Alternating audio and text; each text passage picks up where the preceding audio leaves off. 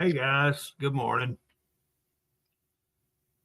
Let's try a Monday morning chat. See how everyone's doing, if they've had a good weekend.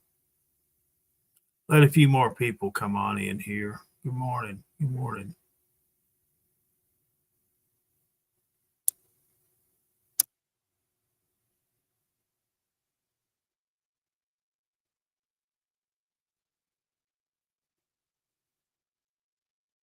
No,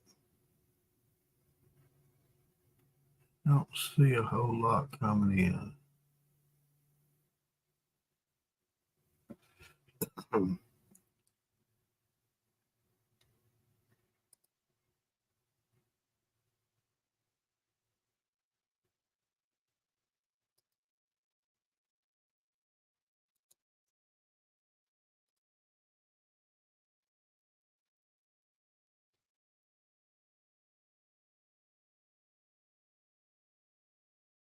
Good morning, Margaret. How you doing today?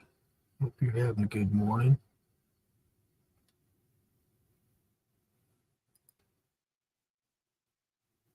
Okay, there we go.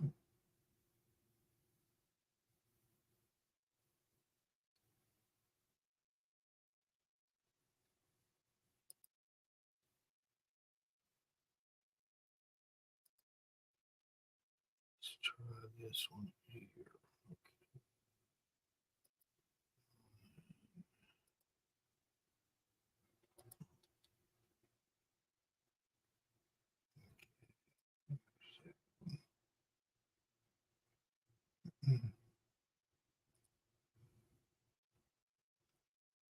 Good morning, Marlene. How's your day going?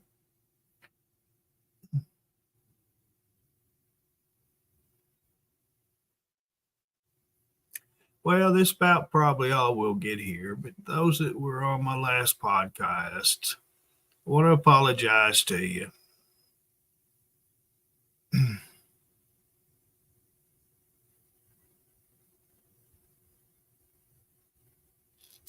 don't know.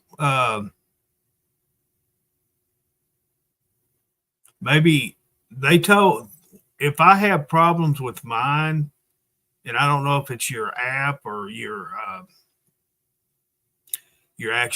actual cameras, but I have read the what they call suggestions for if you do have problems to pull the batteries out of the cameras, for a minute or two. It's not filming. Is now. Let me ask you this: are you under a subscription with through Amazon? Because mine are doing the same thing. They're not actually recording, and they're wanting me to buy a subscription. I've got I have three cameras that are filming and three that's not. They're wanting me to get a larger plan. It is up to date. Good morning, Michelle. I would I would contact Amazon. I know they're not very good to deal with, but that would be my first suggestion is maybe contact them and tell them what's going on, and maybe they have a solution for you.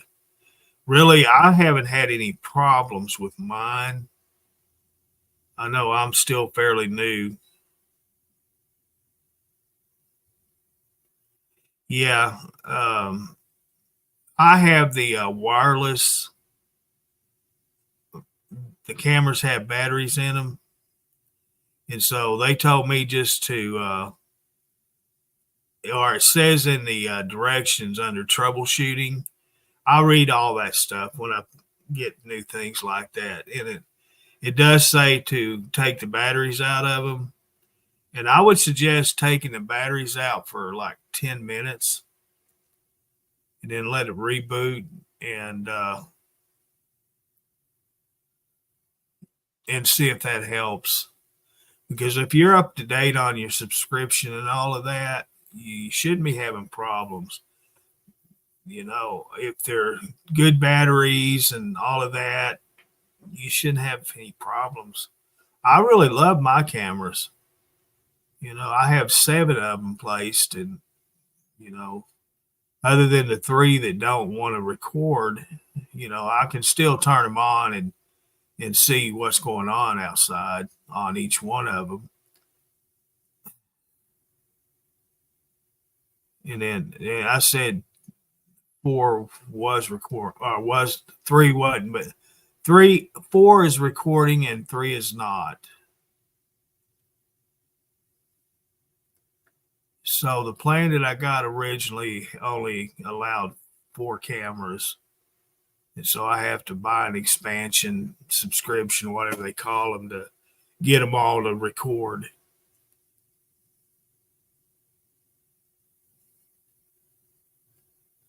Yeah, I want to be secured, so I got them all over the property. And that's the thing, man. The Wi-Fi is awesome on these things.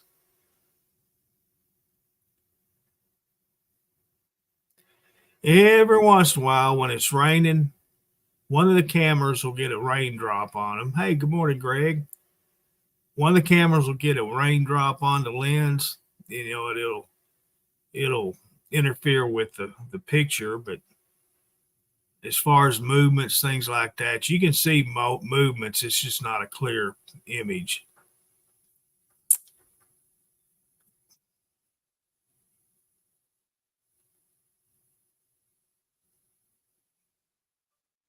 But since I've had them, I really, really like them. I had to readjust my movement on them because dogs, the dogs just were driving me crazy, and they still do. If they get close enough to the back porch, regardless around the back porch, period, it's going to set them off. Xbox leasing, Best Buy. You can lease you an Xbox at Best Buy. So I checked out. I'd gotten an email from Burger King, and they say that if you link your Walmart, if you are a member of Walmart, you can link your accounts, your Burger King to your Walmart, and you receive a 25% discount at purchases at Burger King. But you have to use the app, which that's all I use is apps. I hadn't been there, and it's been months now since I've been there. But yeah, I'm still thinking about it. I don't know whether to do it or not.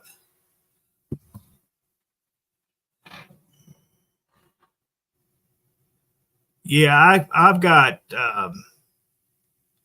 T-Mobile internet.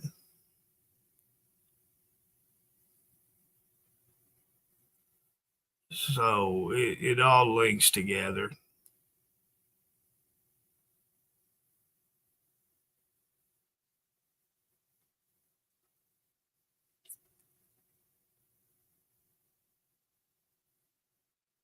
Yeah, last podcast that I did, chat, whatever you want to call it, wasn't having a really good morning.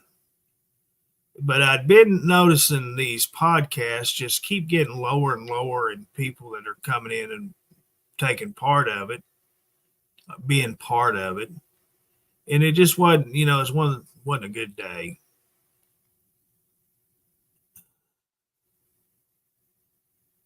Good morning, Pamela. Hope you're having a good morning.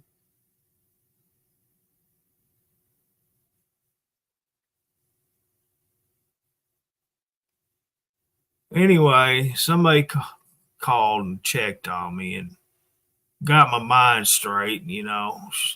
she's a really good friend. She comes to my rescue, I would say. She knew something wasn't right, so she checked on me and got me calmed down. Let's just say that.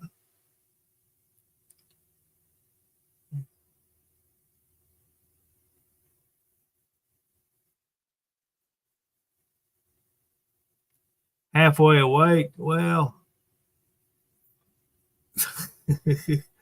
Mr. Fortune took it upon himself to get me out of my recliner this morning. What was it? 5:58, I believe it was. I was all snuggled up, nice and comfy, and he starts jumping on my arm. I got my little table next to my recliner, and he was sitting on it, but he was bouncing on my arm, saying, "Get up, get up." I looked and I thought it was one of the other cats, and because Fortune, he hadn't been coming to me last week or so in the bedroom. And so I looked and it was him. I said, "What are you doing, boy?" "Hey, John, good morning to you." And so I just turned my head, wouldn't pay attention to him. Finally, he just kept doing it. And so I said, "All right, I'll get up." I don't know what he wanted, but he got me up. I know I did something. I changed their food. I got that Iams brand, and all they've had really most of their adult lives has been this Purina One. And I bought the Iams this last time and I gave it to him. And I don't think Jordan, it doesn't bother. He's going to eat regardless what it is. And I don't think Ben likes it because ever since I've given it to him, he'll come over here on this table next to me and he'll sit there and look at me, just like stare me down. And I don't know what's wrong with him. In the bedroom, he'll come over on the table or he'll get right on me and just look at me like, "What the hell did you do?" But luckily, I've got another bag of the food that I was giving him. And I may just go ahead and open it up and see if that's what it is. I'll just start mixing the two together. I've got the food containers for, I have two of them. And the bags that I get each bag will fit in one container. So I'll put them both in the containers. And when I give them food, I'll just mix it up together. Yes, ma'am, I'm doing better. Yeah, thanks for asking. I appreciate that.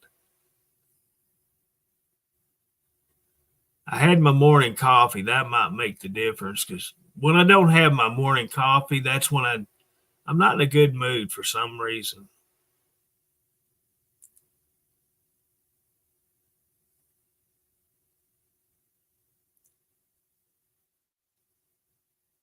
Well, thank you, Margaret. I appreciate that. But I always get over it. I have them days. Things just doesn't seem like they're right. And a lot of times it's no caffeine. Sometimes it's just, you know, who knows what it is. But in the long run, it always turns out for the best.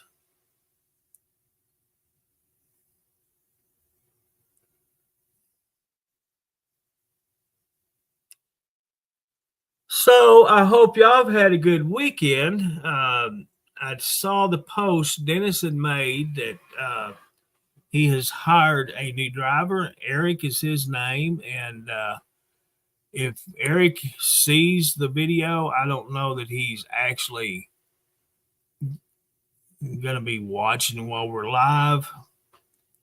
But if you do watch it at a later time, Mr. Eric, welcome aboard. Welcome to Truckers TV Transportation. Get out there and make Dennis some money. He needs all the money he can get. Hey, Darwin, good morning.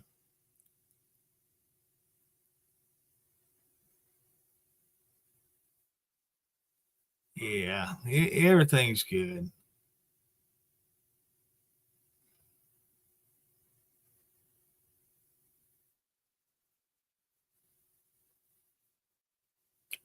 So Dennis is back up to 3 drivers plus himself. We got Adrian, Josanne. I can never remember Josiah, Adrian, and now Eric. That's on board with Mr. Dennis. That's cool.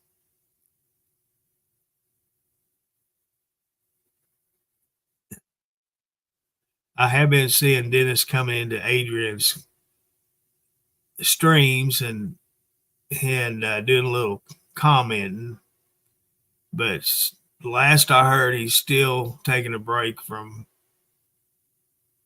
social media. So I'm taking it as he's just not going to stream for a while. Who knows? He may start this morning. I never know. Yeah.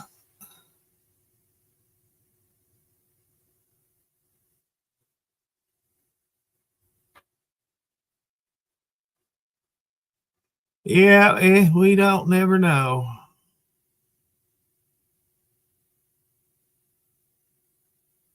And I talked about it a little bit, how stressful it can be when you do these live podcasts or the live streams, either way. When you want to do the best that you can, you want to try to make quality content, you want to try to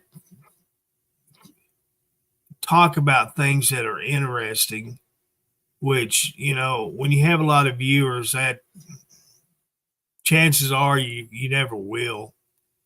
They always want to look for the drama, the downfalls, things that there's a lot of people that watch us that just wait to hear or see something that they can go back and talk about, bad things. And so I myself, I try to just be as clean like I'm sitting in a church. That's me. And I don't mean that in a bad way or anything, but that's just the way we try to do things, or I do. And that's why I think a lot of the viewership is left. And I was kind of excited and I was kind of not excited when Dennis turned the Truckers TV page back on, because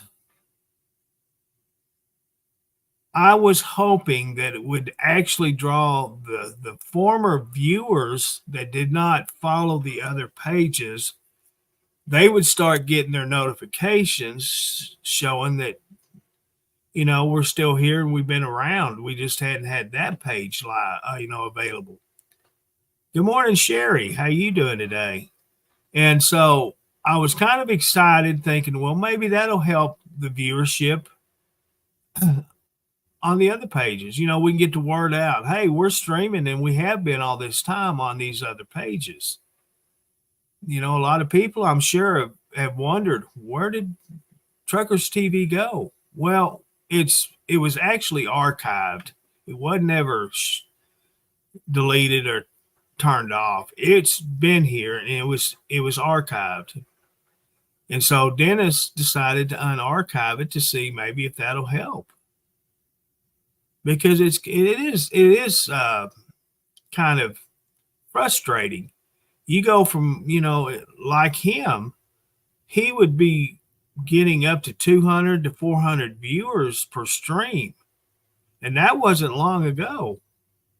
And then all of a sudden, bam, he's lucky to get 20. I know Facebook, they want money. They want you to pay for ads, but that's not all of it. They just don't try to help people out. They want you to do these videos. Good morning, Sue. How are you? And they give you community standards that you're supposed to follow to create content, to make monetization, be able to do this or that. But yet, if you follow their guidelines and community standards, that's not what people come to Facebook to see, right? Yourselves. What mostly do you like watching? You like watching cop chases? You like watching things like that? Not really things like I do, or sitting in a cab of a truck driving down the road. Most people don't like that. And so that's why Facebook doesn't push us out. And but it'll get better. It always does. I've been around here for a few years and seen the ups and downs, and what Facebook wants and what they want you to do, and we can't buy viewers. That's the thing. We can't buy them. We can't give you money to sit here and view my stream. It takes some type of interesting topics to talk about, things that draw people's interest to want to come here and watch us. And hey, Roy, good morning, sir. I actually sat here last night, not here, but in the bedroom, and actually watched news.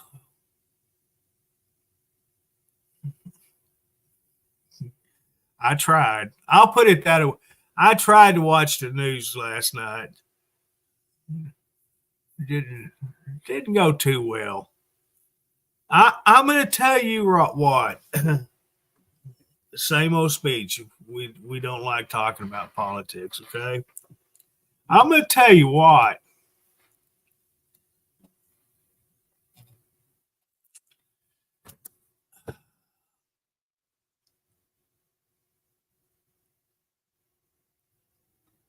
Well, I'm not going to tell you. I don't want to put my foot in my mouth. All I can say is, wow. I know the election is coming up real soon. And these news media channels are just cramming this stuff down our throats. And it's disgusting. It really is, because you're going to have right now, because they're paying for so much advertising, you have this one party that are trying, they're desperate as can be, that are trying to get the votes. And it's so freaking obvious. It may be because I don't watch it and I've picked up on it so much. The cat's out of the bag. I guess they're kind of, what would you call that? They're kind of saying, nanny, I've raised $500 something million for this political venture that they have. But you know what? One of the newscasters come out and said, how are they going to spend that money? How are they going to spend that? Who's going to actually get the money? Because, supposedly that most of them are volunteering their time. They're not being paid. So who's actually getting all this money? That was my first thought to come across. You know, is that going into that one person that's running for president's pocket? And no, it ain't Mister. It's the Missus that's I'm talking about. You know who I'm talking about.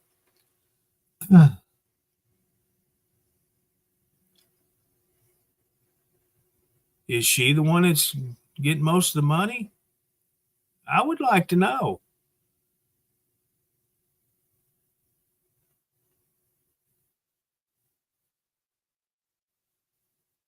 What what is what are they doing and saying to make people give that kind of money to her or to their political race? You know, I don't understand that. I know it takes money, but in a month's time raising that much money, that's just unheard of. And that tells you right there there's a lot of big corporations that's got their wallets stuffing down their pockets and wonder why. What's going on? So that's what I learned just in that short brief period I watched news last night. And I watched three different channels of news, and they're all three the same. And the fun part about this is that's what I thought, Virginia. Good morning to you. How you doing, girl? Good to see you. That's what I thought. You know, these people they're not too intelligent. They're what are they going to do? Turn around and use it as a tax write off? That's what I'm thinking. Um, so that tells you right there. That's some big corporations. I seen a post a buddy of mine posted this morning, and I don't remember word for word, but it's kind of like you've had 4 years to fix the problem, and all you've done is made it worse. What makes you think that 4 more years is going to correct the problem that you've actually made worse? Isn't that kind of a true statement? You can't fix what you couldn't fix in 4 years' time. You can't do it.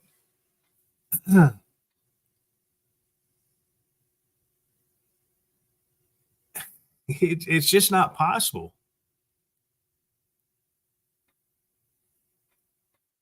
And you know, I've heard of that happening in the past.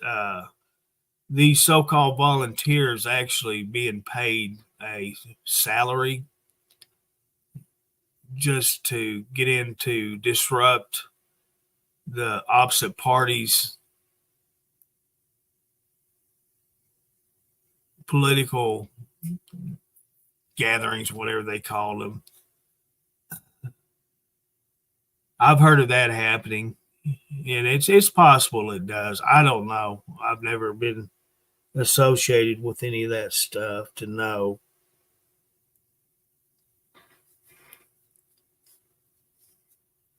But yeah, that's I just, right now is a bad time to be watching news, even on the local channels. Well, they claim to be volunteers, Roy. They claim to be volunteers, and they're saying it's a volunteer fundraisers, blah blah blah.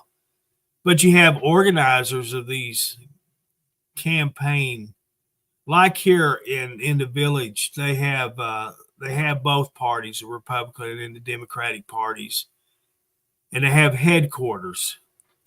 So every year, good morning, Karen. How you doing? Every year they have these fundraisers that they do for raising money and awareness, whatever you want to call it. Well, I know good and well they're not doing it for free. I know what these people are. They're just as crooked as the politicians are. So no, they're not volunteering like they say they are. They are they're making money, but yet they still say they are.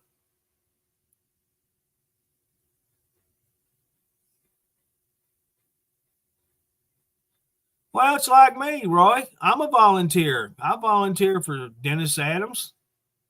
Do I make a penny? Do I make anything off of him? No. All I get is grief, heartache, and headaches and a pain in the butt. But I still do it because I'm faithful to the man. I believe in what he's trying to do. And so that's the way people do. But yet, who's to say they at the golf course and somebody comes over and slaps them on the shoulder and go to shake hands, and the man puts a couple $100 in the other man's hand. You know, even though they're volunteering, they're still making money, right? I've seen that with my own two eyes on the golf courses. And no, they're not their caddies.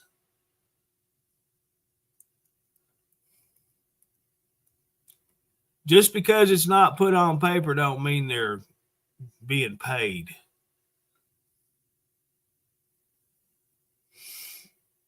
It can always be put on, well, we had to buy 10,000 Subway sandwiches. Oh, if you write us up some fictitious receipts, Subway owner, I'll help you out if you get me elected. You know, this country is crooked as and it may not help that I've been watching that program, Mobsters. All the corruption in these big cities that go on, and I didn't realize that the families were still around in the 90s. I thought they had left out years before, but I was watching the families from the 90s, and wow, I did not know it. That surprised me in what they were all part of, you know, not just sanitation and concrete. Go figure that. So it happens. And we as Joe Public don't realize it because we don't see it. But yeah, it's out there. And unfortunately, it's part of the political thing too. It happens.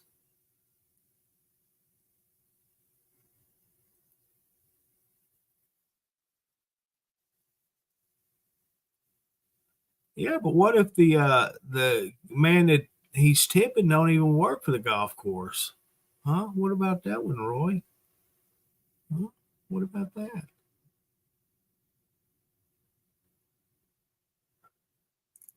I know it's not Virginia. The the last I'll say the last 20 years, this country has just went in the pot. It just has gotten worse and worse over the years. And it's to the point that it has to change. There's well, we'll work on another 4 years with this same political party because no, it's not. All it's going to do is going to probably create a World War III and destroy a lot of countries, and us being one of them, because it is not being run the way it's supposed to be and should be. And it's a proven fact. 4 years, it's only gotten worse. There's no improvement whatsoever. If they say they have improved it, they're lying. That's all they're doing is just lying to people, and it ain't going to work.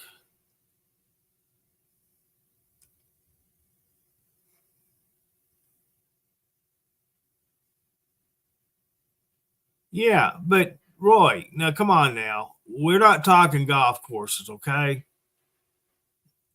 We're not talking golf courses. I was making that as a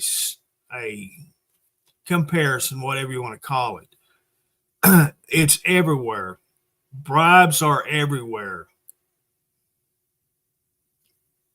How many law enforcement, unfortunately, you find out about that are being officers being bribed. It's still happening to this day. It doesn't matter what you do. Money talks, bullshit walks. And so what we have now in office has to go, plain and simple. There is no keeping them, no electing them back into office and correcting what they have created. They will not fix it. They'll only make it worse. And so that's what I'm saying. They had 4 years to fix it. The first freaking week in office, the man, he shuts down the pipeline. How stupid can you be? Look at the jobs. Look at the money that he had taken away from the American citizens. Holy crap. Is that helping? No. Is he helping by trying to push the electric vehicles? No. All he's doing is destroying the United States. And do you think that I want his predecessor in office? Hell to the no. All she's going to do is pick up where he left off. And so, is that going to make things better? No, it's not. It's going to make it worse. I'm getting too fired up here, guys. Let's see. Someone had asked me a question a little bit ago, and I was all fired up in this political crap that I never talk about, right? And someone had asked me if I'd ever drove a truck. Okay, that was Pamela. Pamela, I drove a dump truck. I drove 5 different dump trucks through my lifetime. I've drove box trucks. My ex-father-in-law, my first father-in-law, he had his own company. He had a drywall, insulation, and gutter company. And so I drove flatbeds, box trucks for him. And then at the job I retired from, I drove flatbeds, dump trucks for them.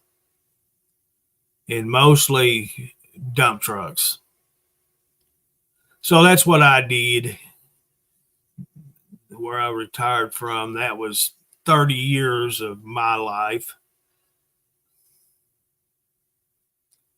And I had anywhere from 6-yard trucks all the way up to 22-yard trucks.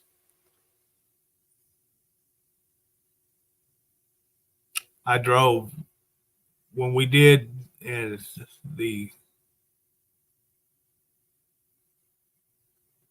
not this last expansion, but the expansion before it at the plant. I went to work for the contractors. I'd work my shift at the plant. Then when I got off, I just climb in a dump truck and go work for them. And I hauled gravel and dirt and sand, different, whatever they needed there at the plant. I hauled. I went to the pits and got it. And I done that for about 4 months, 5 months, something like that. Good morning, Miss Joyce. Miss Becky, good morning to you. Hope y'all are having a good morning. So, yeah, that's basically all I've done is just dump trucks. When we'd have to replace like a grinder tank or a septic tank, I would drive a flatbed. That's what I'd drive to load the tanks up on it to haul it out to the transfer station. But that's what I did.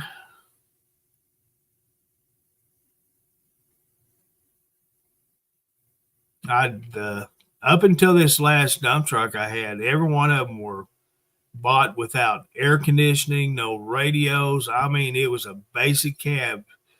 2 of the trucks, they actually paid the dealership to take the air conditioning out of them. because they felt if you got air conditioner in your truck, then you got to be too comfortable and you don't want to get out of your truck. You want to stay in that nice, cool air or the hot heater during the wintertime. So none of our trucks, whether they were sanitation trucks, dump trucks, flatbeds, it didn't matter. And they made sure that they were just as bare as they could be. You had a heater and that was it. And so this last truck, I just put my foot down. I said, I need an air conditioner. I don't particularly care for a radio, but I need an air conditioner. I need a good air seat. And so, yeah, they loaded me up. I had me a nice truck.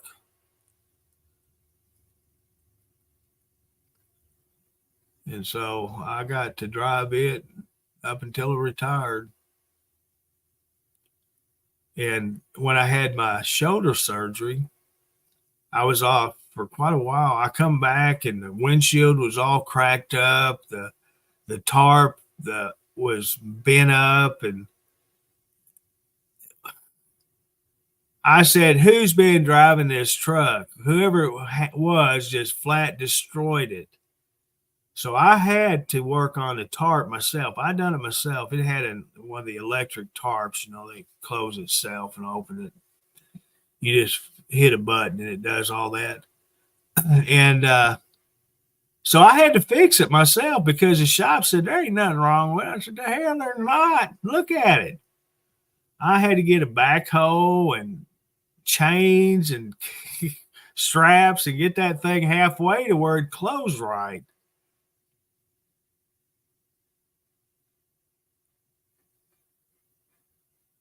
Well, you got to understand, back when I was doing this was 30, what, 30, 33 years ago.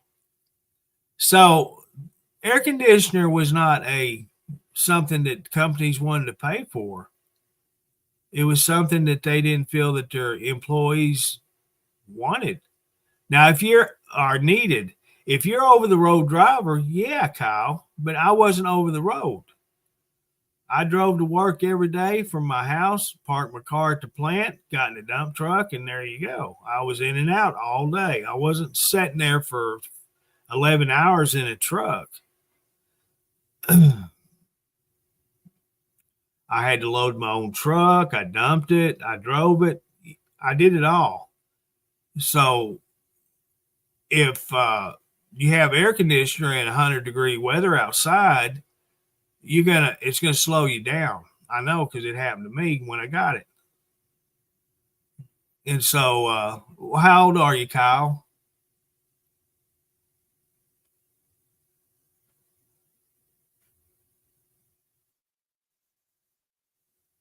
How old are you? Are you a young driver? I don't know you. This is the first time I've seen you.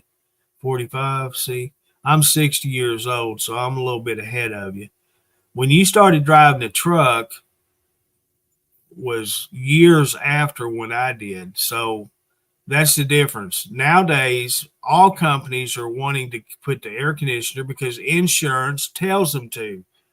Insurance says if you're going to have a driver in a truck 24 hours a day, but basically more like 20 hours a day, you need it to where they're comfortable. They can't sit there and cook in their trucks, be so hot that they actually have strokes and you name it. That's just the way it works, Kyle. But when I started, no, I wasn't in the truck. Yeah, I could get out of the truck, go into the plant and the lab, sit there for 30 minutes and cool off. But not in an over the road truck. It don't work that way. I know what I'm talking about, Kyle. But when I started my job, my career as a wastewater treatment plant operator, yes, I'm certified for the federally certified, state licensed, you name it, I'm it. I am Mr. Turdologist. So, yeah, we didn't require all the luxuries of a home. All we had to have, and in most cases, the seats were so wore out, it'd have been more comfortable to have a 5-gallon bucket in the floorboard to sit on. That's how it worked. Back when Hot Springs Village was being built, they run 5-yard dump trucks, and they were so freaking wore out. But yet, hey, private community, they can do whatever they want as long as Joe government doesn't get involved. You know, it took us to join a union and be unionized in Hot Springs Village to realize we always thought that labor laws did not apply to us because we were a private community. But when we unionized, it all changed. So they had to change the way they were operating and start following the labor laws, OSHA, you name it. All of that was thanks to the union. Other than that, the union killed us. It really flat out just destroyed the employees.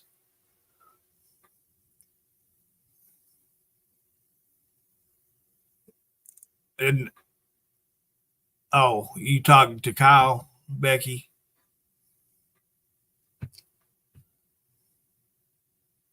Yeah, if you go back and look at some old videos, air conditioner was not heard of in trucks. That was something that trucks did not have. Oh, me? No, when I started, no, there wasn't air conditioners in trucks. I worked even with my father-in-law. None of them trucks had air conditioner in them. The last dump truck I had working at the POA, that was the first air conditioner I had in a dump truck or work truck, period. None of the others had them. And all my trucks were bought brand new. I mean, from the dealership, brand spanking new. So, and 2 of them were, like I said, they actually paid to have the air conditioning systems taken out of the trucks because they did not want me to be comfortable. Get out of the truck and do something, boy. Don't sit in that thing and camp out.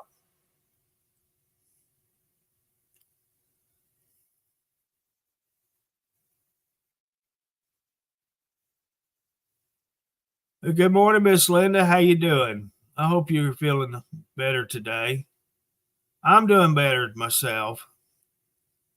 Yeah, that, like I said, people that hadn't been driving for a long time don't know what it's like to do without. You know, they're all spoiled because, yeah, it could be like it was in the 70s and 60s and 50s, and where you actually got a block of ice, stuck it in an ice chest, put it next to you, and had one of them little cheap fans plugged into your cigarette lighter, blowing that cold air towards you, just trying to get some kind of relief, right? I know it. That's what I say, Becky. They're spoiled because that's all they've ever drove is all the luxuries. They don't know what it's like to actually have to work and drive something that doesn't have it. Never had it, so don't appreciate it. Hey, Chuck, how you doing?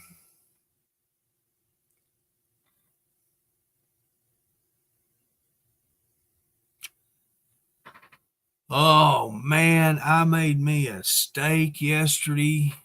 Uh, and I didn't know it was going to turn out as good as it did. Oh, it was delicious. I normally have been baking them. Well, I won't bake them no more. I'm going to broil them. and it was perfect. I mean, it's perfectly cooked.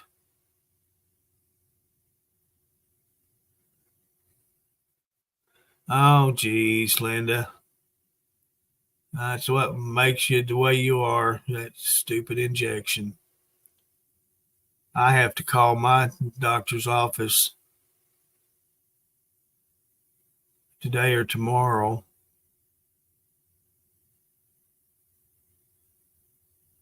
Try to get another one of them because it doesn't look like I'm going to get mine in before it's due Friday.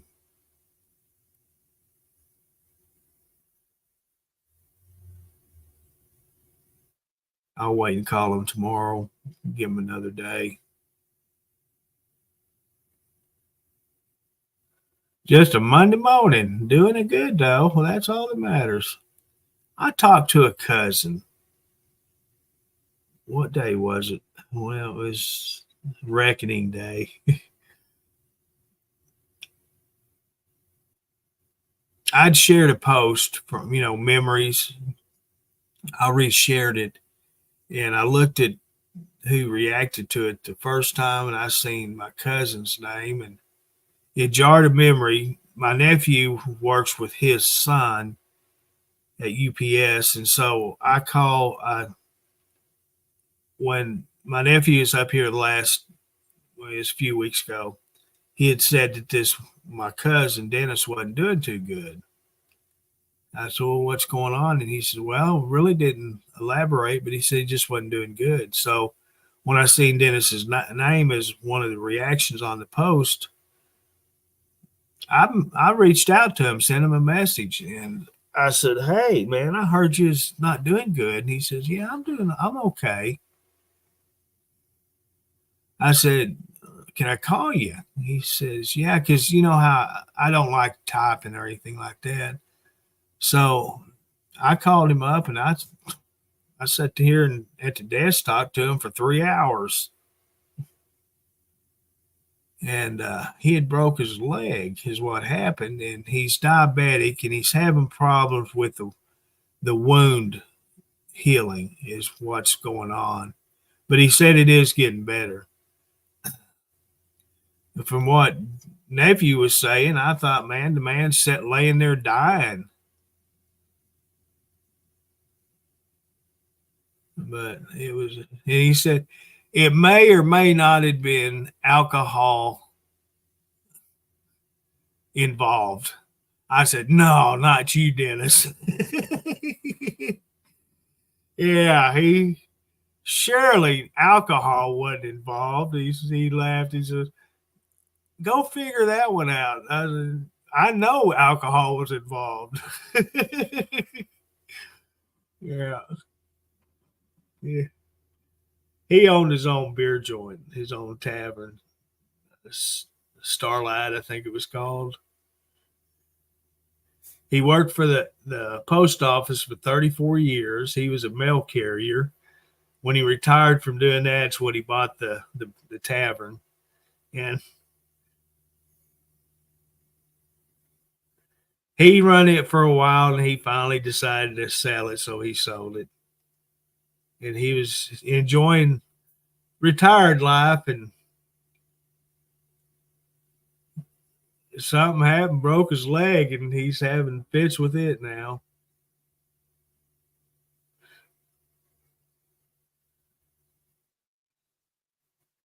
He he got his picture in the paper years ago. He used to work in the village delivering mail, and they did an article on him because he had worked in Hot Springs for several years, and he come up to Hot Springs Village for I can't remember how many years worked there, but they did an article on him in the newspaper, and they took a picture of him while he's sitting in his little mail car. You know how them little Jeeps they got? He was sitting in it, and he was acting like he was putting an envelope in the mailbox, and they got where they could take his picture. Oh, he was the talk of the family. He is Mr. Hollywood. Done made the paper for a good thing. Yeah, that was funny. He had that shit eating grin on his face. Just funny as can be.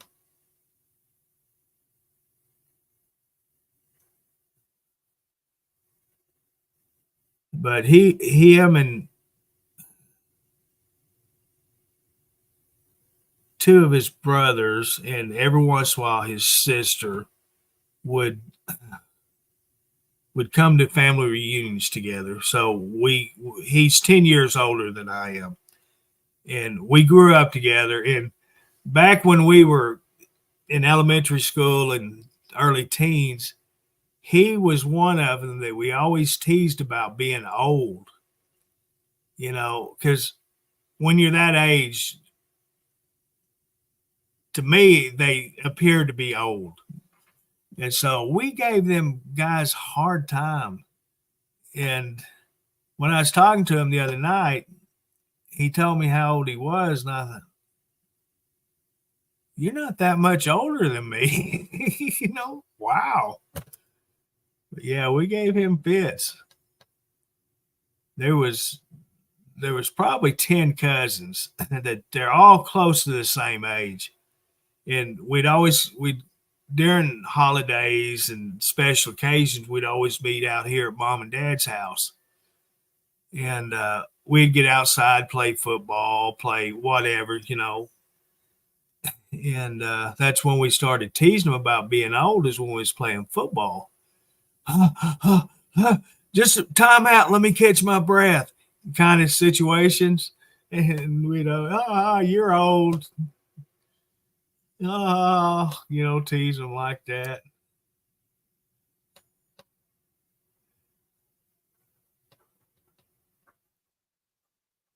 Oh, okay, Roy. All right, sounds good. Chili dogs, that sounds really good. I got some hot dogs. I don't know if I got chili. I think I replenished my chili stash.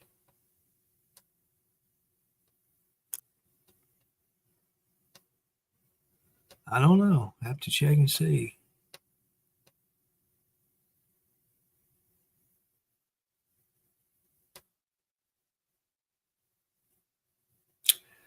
So it's Monday morning.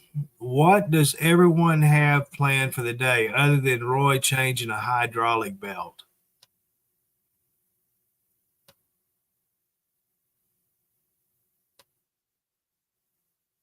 I can't be the only one that's going to sit here all day and do nothing.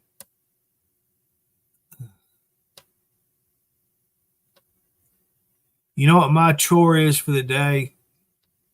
My chore is going to both freezers and looking at them and saying, what do I want to eat? And then having to decide, what do I want to cook? I've been wanting hamburger helper. I got some of that there stroganoff stuff. And that's what I really been wanting, but I keep putting it off.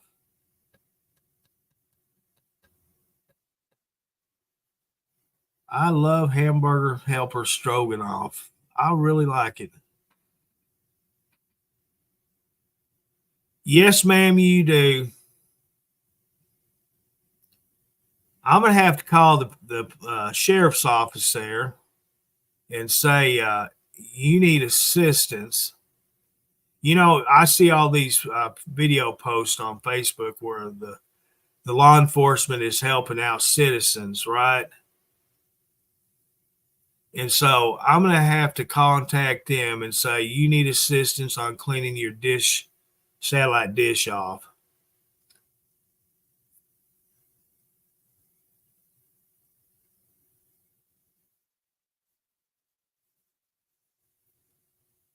Oh, two new puppies. Well, congratulations.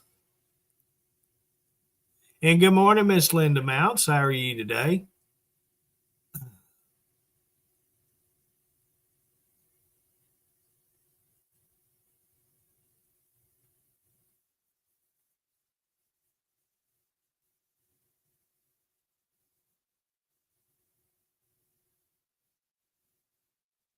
Oh, I got plenty of that, Becky. Ain't no looking. All I have to do is just pick it up.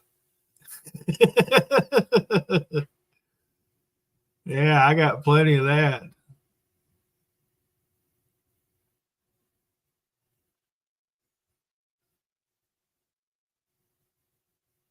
I had a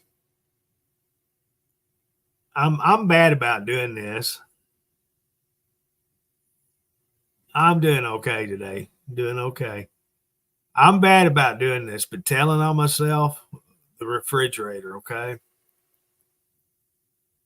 2 weeks ago, I had to make room for more food, more. I've been getting them vegetable trays, so I had to make more space for one. And so I had to actually clean it out to reach what was preventing it from scooting in. It was a cranberry grape juice jug. Been there from probably 2017, but it was on the bottom shelf. You wouldn't know it was there if you unless you bent over and looked back underneath the shelving that it was there. But I did. I got it out, made space for more food.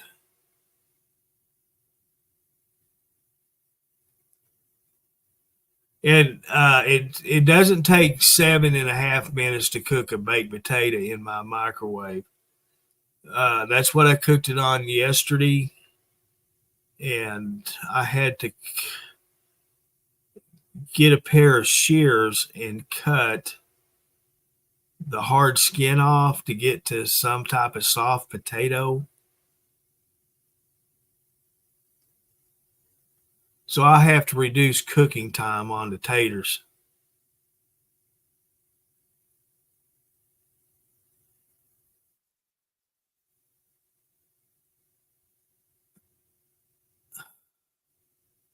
Well,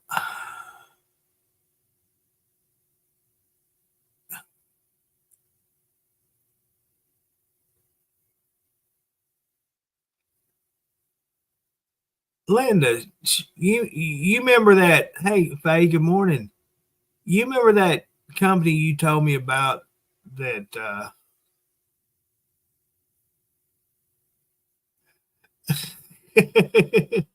I do. I get a fork. I wash that tater real good and take a fork and pierce the skin. I mean, I got holes all over it. And but that was my problem. I just cooked it way too long.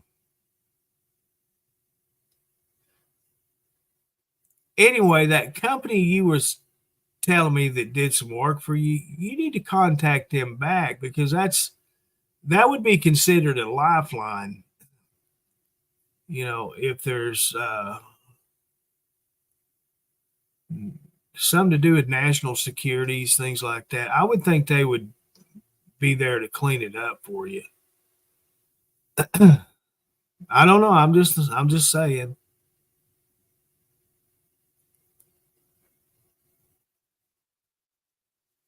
Good morning, Dennis. How you doing? I saw your pictures of your new employee, Mr. Eric. Good to see that.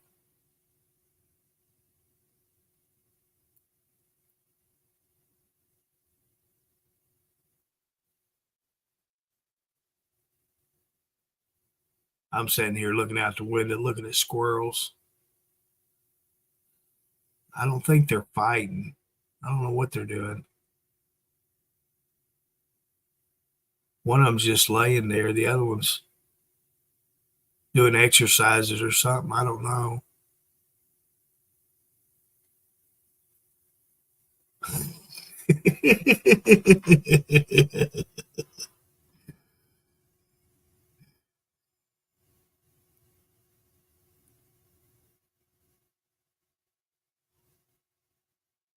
Oh, wow. Good morning, Steve. How are you doing, sir? The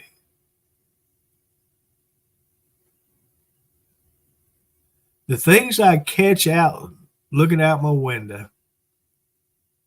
The little buck is growing up to be a nice looking buck. He's ending up with a nice rack of horns on top of his noggin. Pretty little boy.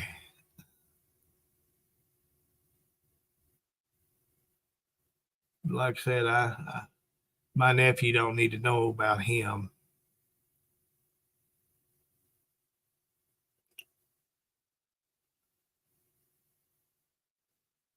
No, they got acorns. I got all these acorns around here.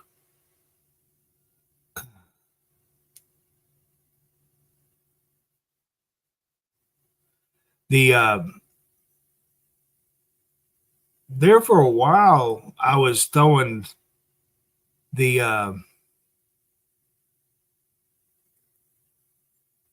the apples that had went bad.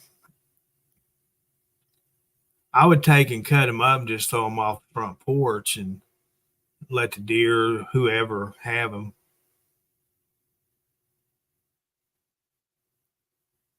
And I think that's what lured some of them here, and they keep coming around all these years. I don't know.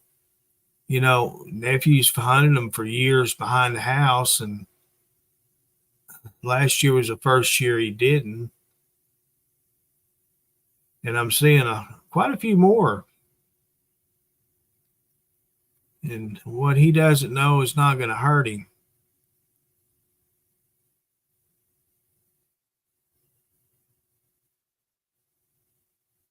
Hey there, Mr. Robert Leader. What's going on?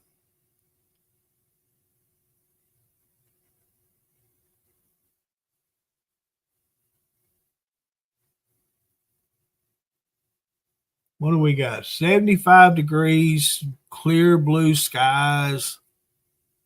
It's about time for me to turn off this little ankle heater I got going. Good morning, Justin. How you doing?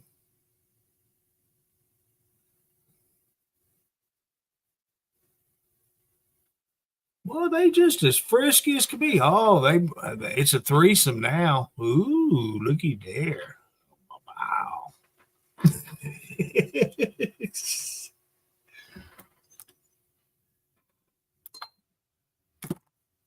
I'm done. I'm done.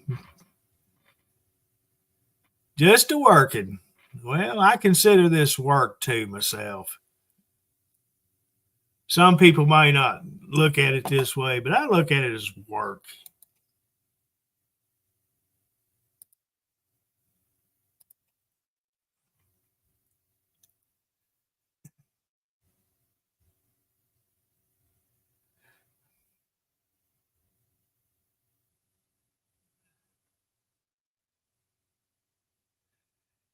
Unfortunately, they are here too, Robert. We're supposed to get up to the hundreds by, I think it was Wednesday or Thursday. Let's see what we got. No, I don't want no Internet Explorer. You suck.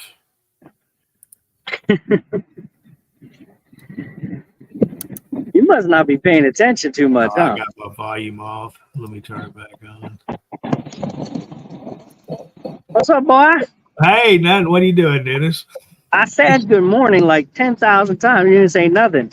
I did too. I greeted you. I said, "Good morning, good morning, Dennis. How you doing? I seen your new driver that you had posted." Yes, sir. Yeah, yep. I did greet you. You didn't have your volume on, apparently. Oh, I heard you. Okay. Heard you now. What's the crack-a-lackin'? Nothing. Let's see here. I'm trying to check my weather. So it's supposed to be up to 100 tomorrow. Today is 98. 100 tomorrow, 100 Wednesday, Thursday down to 96, and chances of rain from Sunday through, or Thursday through, let's see, Sunday. supposed to be in the 80s and 90s from that point on highs. Well, actually, it's going to be in the 80s through next Wednesday. Anyway, we done with that. So how you doing? I'm all right. Picking my gray hairs out. I can't afford to do that. Oh man, what a week. What a week. What a week. You got that right. Hope everybody's doing good. You see Trucker TV is back online, right? Yes, sir. I'm broadcasting on it. Yeah. It's not doing too well, but I think it's because we've been disappeared for a long time. Mm-hmm. So, but it's got the blue chip seal. It's verified, blue chipped. We're just waiting now to see what's going to happen. I seen the message that they sent you this morning. Yeah. Pain in the ass, man. So it clarifies that somebody else had a hold of it. Mm-hmm. That's exactly what it was. Somebody hacked it. Mm-hmm. So I'm in the process of changing all the accounting data right now, updating the tax forms and accounting data. So they're finally kind of working with me now, I guess. Yeah. So, yeah, somebody tried to steal it. Basically, just straight up, they tried to steal it. They try to make it their own. So I don't know who it was, but they won't tell me who it was, but somebody did try to steal it. They tried to take the page away from me like it was a bottle of or like a dimple to a baby or like a sucker to a baby. Yeah. You know, try to teach me a lesson or whatever the hell they wanted to try to do. So, yeah, that's how crooked people are. Can't trust anybody. No. And trust me, I don't trust anymore.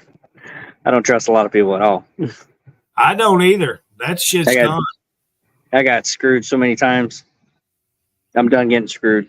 So, good luck trying to get into my heart.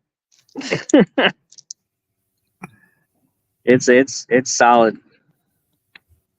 It's solid ice right now. Yeah. Don't give a shit. It's all about business now. Business is business, and that's I tried to care. I tried to take care. I tried to care, but that didn't work. So it's all about business now. It's all about making this shit work. Everybody is for themselves, Dennis. Yeah, no I know. What you do and what you try to do does not matter because everyone, the only person they care about is themselves, and they're going to try to better or what they can get out of you. Exactly. So, yeah, all that trust is gone. When it comes to this social media business, no trust. Have I sat across from the table from you and had meals? No, I haven't. Have I even talked to you on a video call? No, I haven't. So I don't know you. I might see your names up posted on comments when we stream, but I don't know you. So am I going to trust you? No. Well, thank you, Faye. She said we're both wonderful men. Boy, she don't know us, does she? Nope. Buy it. Buy it. Yeah. Thank you. That is my song right there. Buy it. You don't know me very well. Buy it. Yeah. I'm just waiting for y'all to say you miss me yet. None of y'all say you miss me. I'm just going to continue to do what I'm doing. I got quite a few comments. I appreciate the comments, guys. I do. You guys are entertained by my rhetoric. So that's all. That's all what it's about. You know, people are entertained. They like watching. It's like soap opera. They like it. Yeah, you're gonna have to stream. Just plain and simple. You got to, because you are the one that actually brings the viewership here. So you need to make sure you get back when you're ready to stream. Start doing it again because it takes you.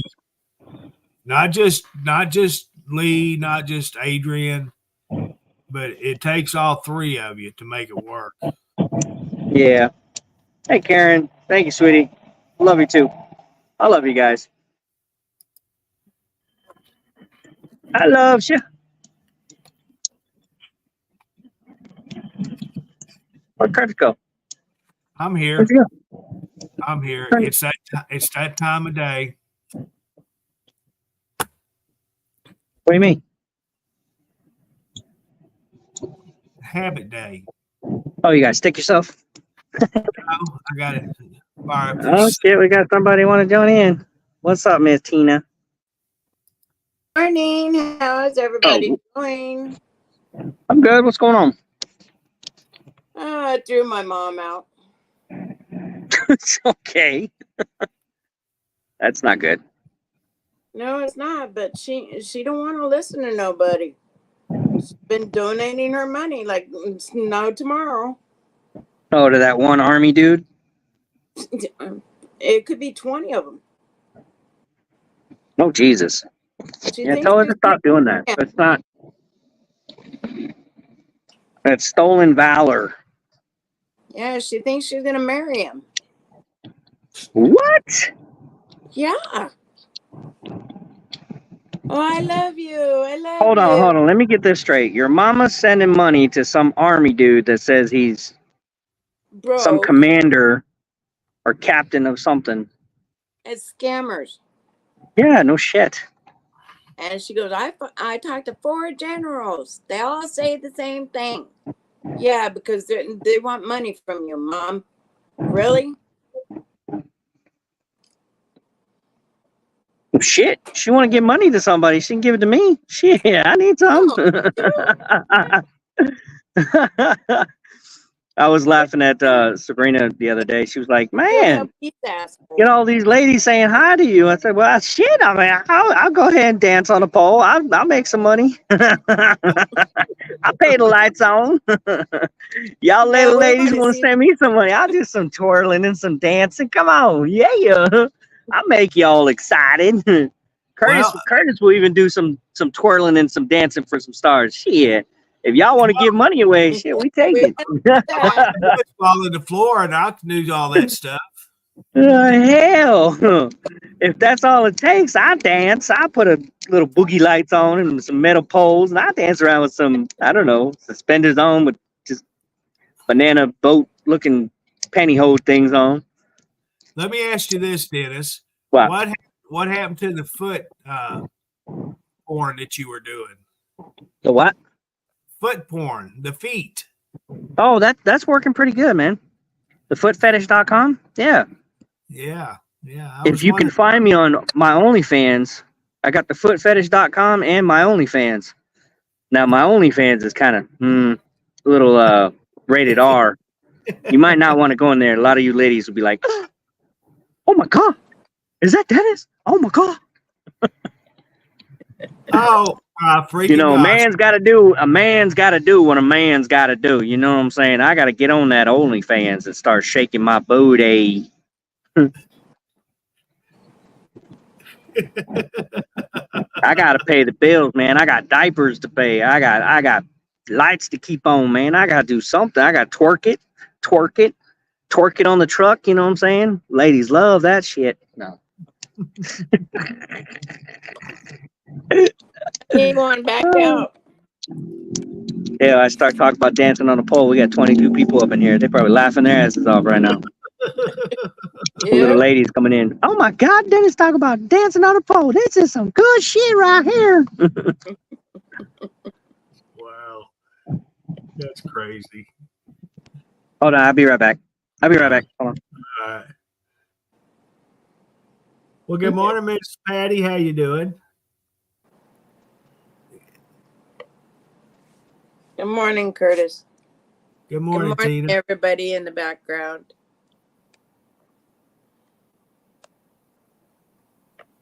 Hey, Kurt Noah, how you doing? Debbie, good morning. Good morning, Debbie. Good morning, Faye, Kurt, everybody in the background. Sending loves and hugs. Hey, Joyce, good morning to you. I see you made a comment earlier. I didn't get to it. Were you just greeting everyone?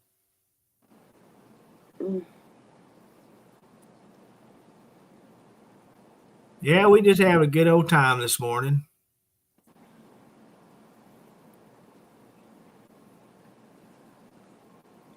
Oh, freaking hot. You finally got it off, Roy. Hi, Roy. Well, I'm doing good. How are you doing? I'm sorry, I can't pronounce your name.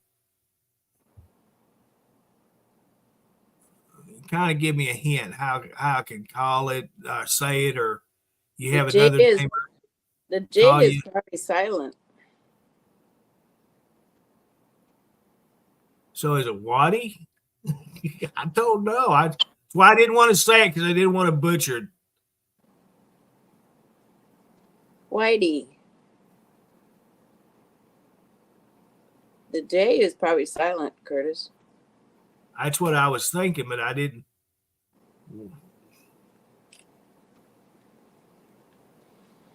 Yeah, that doesn't help me. Yeah, Whitey.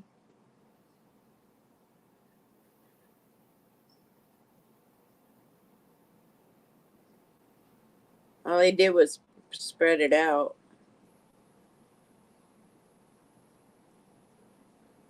See, where I come from, we'd call it Wajadi.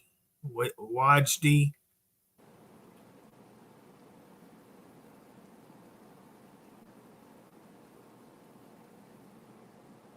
Okay.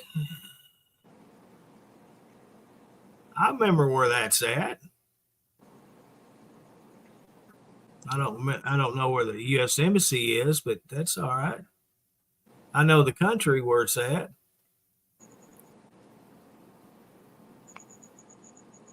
See, I did stay awake occasionally in my history and geography and all that. It's going to be 106 today. Yuck. What's your humidity out there?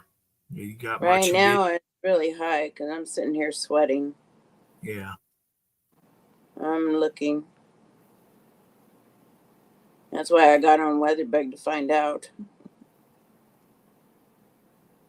Right now, ours is about 45, 50, something like that. Last time I looked. The dew point is 48. The humidity is 25%. Yeah. No wonder I'm sitting here sweating. Uh-huh. Oof. I can't have my little smoke cooler on because it makes too much noise. I'll sit here and roast. Yeah, I remember where it was at. I knew it was in North Africa. Once you said where you was actually at.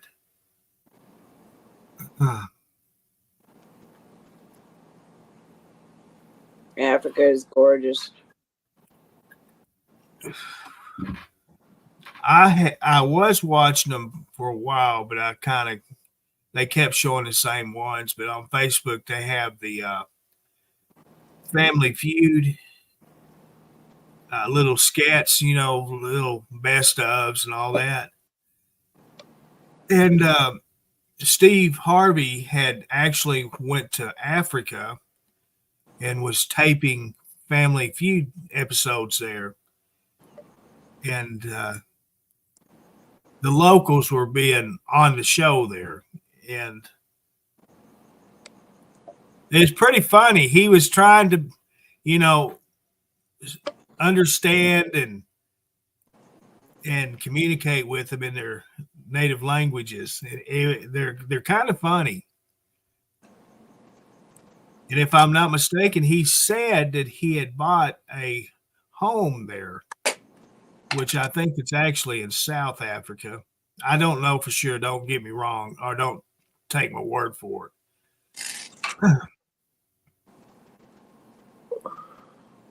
Yes, happy National Dog Day. When is National Cat Day? Tomorrow? I don't know. Every day in my book. Yeah, my book too. But that's I do coming miss from my dogs in the past, though. a cat man and not a dog man. Yes, I've had dogs in the past. Oh, I have too.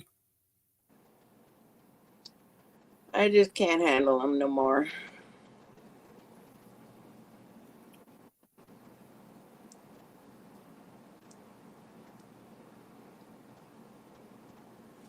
Marty's asking you a question.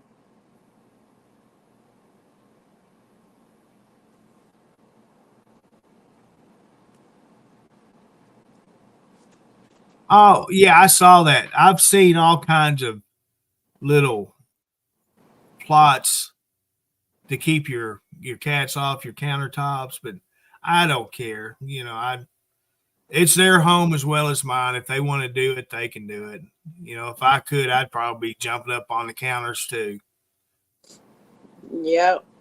I bought sprays. I've got a big bottle of spray that's supposed to keep cats from scratching your furniture. And mine, Ben,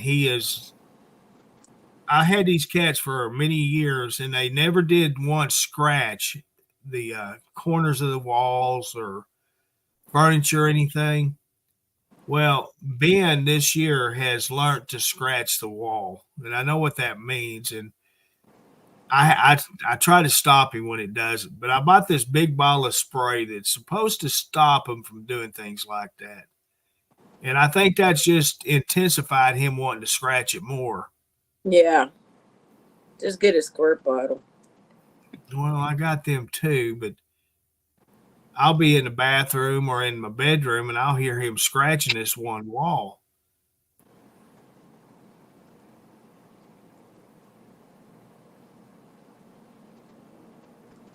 And he'll get tired. He'll eventually quit, but he'll just sit on his back end and scratch that wall like it's. I think he's bored. I truly do, because Fortune won't play with him, and Jordan, hell no, he ain't gonna play. Territorial thing, Patty, is what it is. He's trying to show his dominance.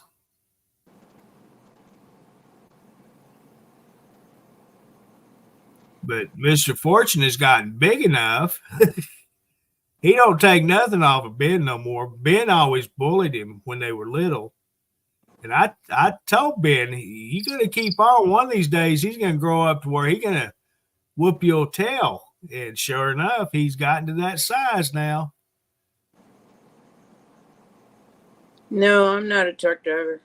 I don't drive.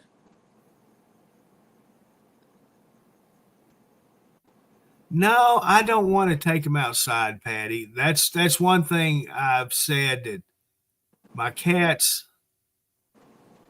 they're house cats, and that's the way I want to keep it. My ex-wife tried to turn them into outside cats without my approval. In other words, she just opened the door up and booted their asses out the back door. And it took me one of the boys, it took me over a week to get him back in the house. And luckily, the other two, one of them is only maybe an hour, and the other one was maybe half a day. But no, I just don't want them outside. I have too many cats that roams through my property, and I don't want to lose them or get them where they don't come back. Yeah, you don't want them getting in a fight too, because the other ones will probably be stronger. Right, and I don't want to expose them to other diseases and things like that. We are back with a. Sorry about that. I thought about buying these things. They have little inserts you can put in your window, and they're always intrigued by the birds. I have a tree that has a limb that hangs down, And the birds like going to this particular limb, and the cats, when they see them, they'll jump and really get into it, watching them. And they have these inserts where you can actually put bird feed. It's a big tray that goes in your window, and it actually lets the bird come in your house, but it's in this big plexiglass bird feeder. So they're actually not in the house, but what the design is, yes, they're in the house. And so the cats can be right there face to face with them.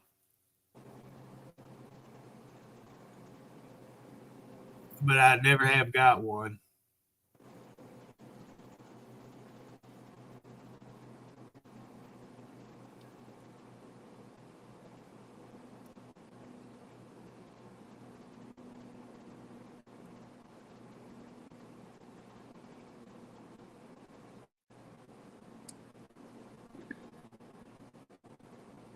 Well, it takes time.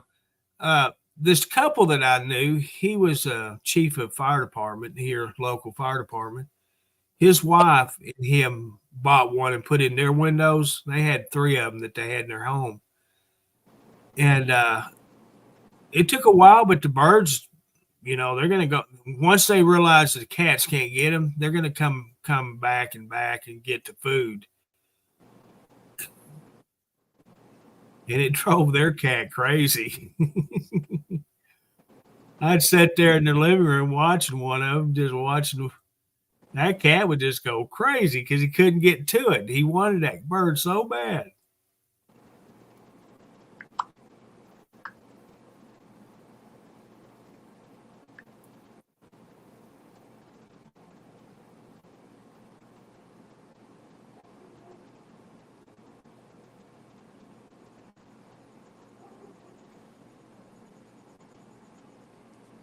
I gotta clean my house from one end to the other before I go into surgery.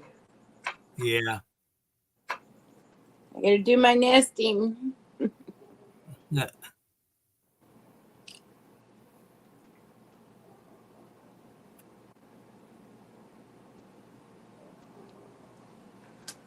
I'm not looking forward to it.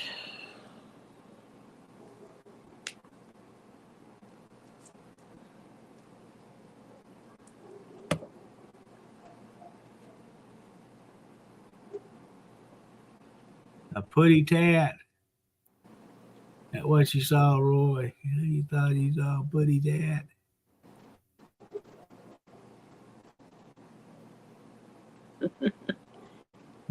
I saw a video yesterday that had 3 cats in the living room watching a TV program, and it was Tom and Jerry.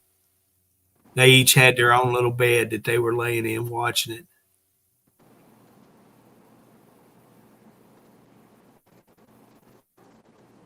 Was it on TV or Facebook?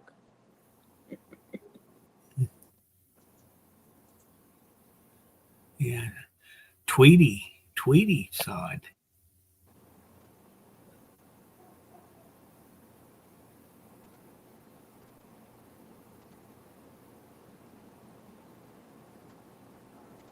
Oh, man.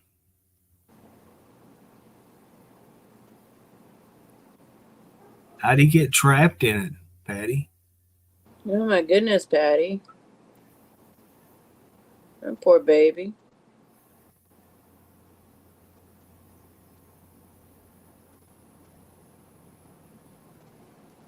Oh, zipped it up. Ooh.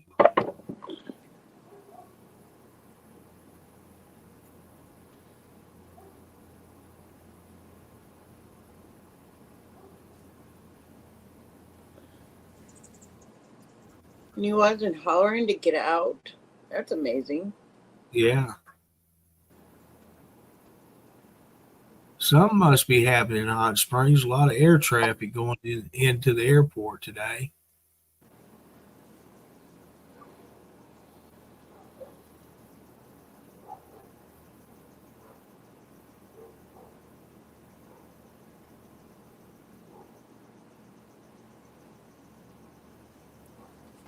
Ugh. So they're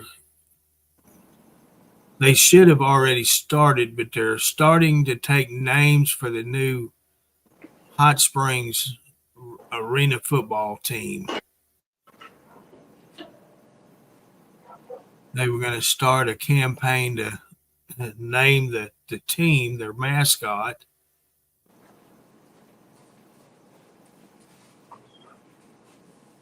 And it should have already started. Because I seen that a couple of weeks ago, the post on it. Kind of curious to learn about it more. They're not putting a whole lot out, but they're going to be playing next year.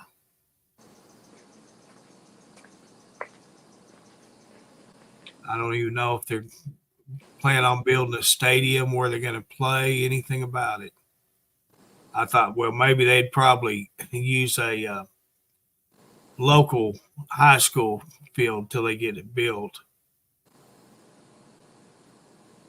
All the local teams here now have really nice new stadiums.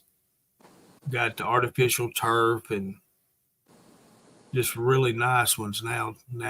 All of them. I think Cutter Morning Star was the last one to get theirs redone.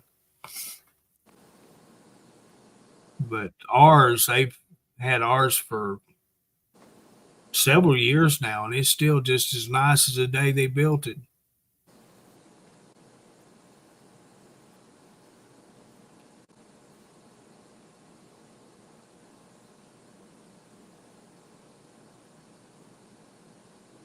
I was gonna take a pic or save a picture of it and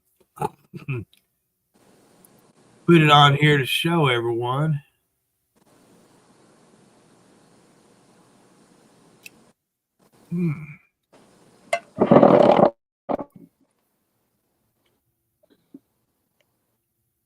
Let's see here.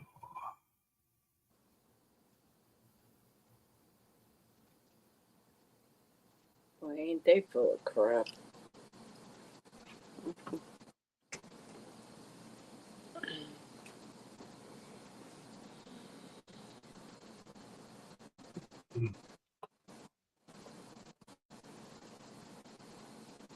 How was everybody's weekend? I got in the pool yesterday and did some exercises.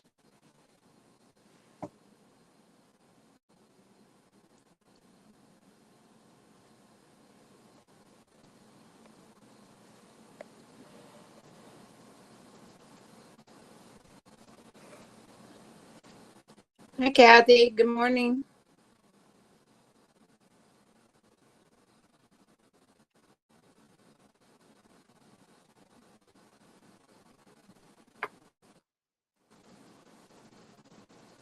Well, good morning, Miss Kathy.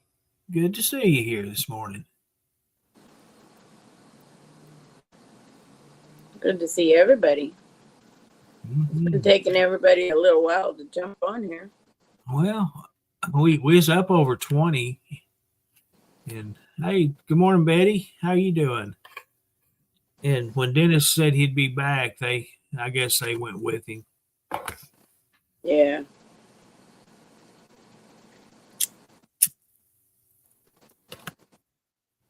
I gotta get off of here pretty soon and call a place and see if I can get my mom. She wants to pay money out. I'd rather have her pay for a nursing home than freaking pay for those scammers. I can't do nothing. You didn't have power of attorney over her? No, I don't. None of us girls do. She won't do that. She maxed out 4 credit cards. I'm glad. Because I can't afford to pay them. Nobody else in the family can either. And she has no way of paying it either. Yeah. She's 81 years old. Well, as long as she has nobody control of what she does, that's between her and the banks that holds the credit cards. Yeah.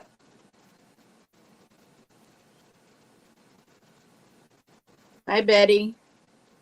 Good morning.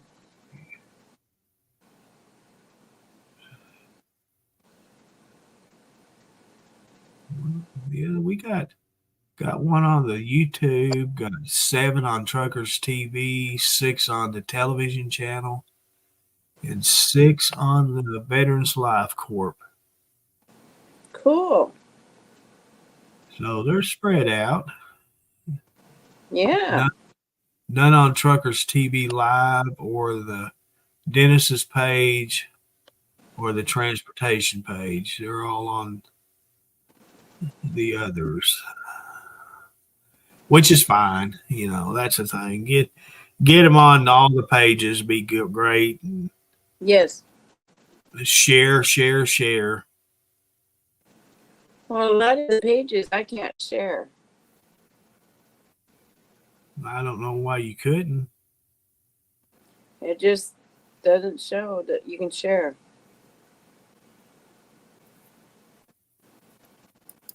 I share them all. Share them all. Right there. I only share the ones I can. That's all I can do. There's a button for that one. There's a button for that one. There's a button for that one. All of them has buttons. And that's what I'm saying. I don't understand why you're only selected so many. And while I'm on here live with Patty, I was going to ask her something. Let's see, get it on here where I can see you. Okay.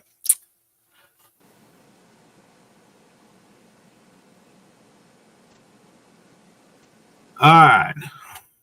Linda, the FBI can't do anything. Rosa, good morning to you. I called the police on her. I got a police report, and every time I need to call, I open up that case, and they come out and we talk, and there's nothing we can do. I've taken 2 phones away from her. She turns around and gets another phone. The problem with doing that is you said it for yourself. You have no power of attorney. You have no control of her. She's an adult, and it's her business. If she wants to do it, then she can do it. So they can't do anything about it. I know. It sucks. Now, if you were to contact the banks yourself and tell them that what's going on, they'll cancel it, the cards. Yeah, I did that already. And that they may possibility be a chance that they try to recover their money themselves.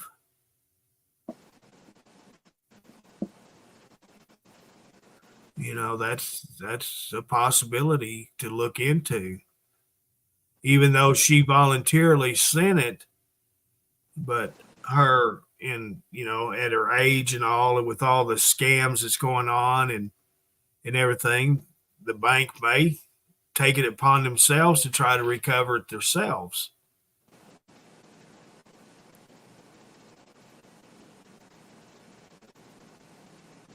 Well, that's good news, Betty, but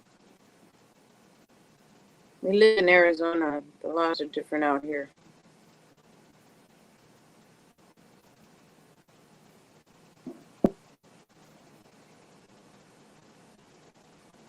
Yeah. I had the cops. Well, my mom called the cops on me to make sure I couldn't take the phone away again. They told me to get on the internet and do this and call this number. And I did that way. Why they were here, but I didn't call until after they left. But I called and talked to them. And is she suicidal? Nope. Can't do anything.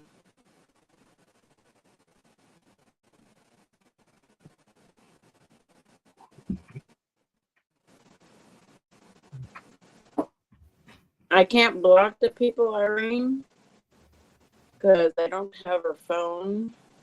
And every time she gets internet on her phone, she goes back to Messenger and talks to them. And it could be 20 people. It could be 2 people. I don't know. It could be 30. All she does is keep sending them money.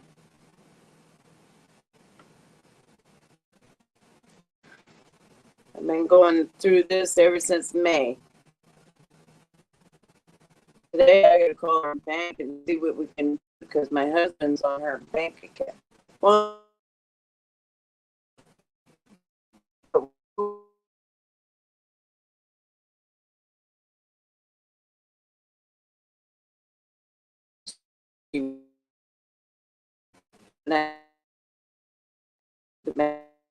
see what we can do.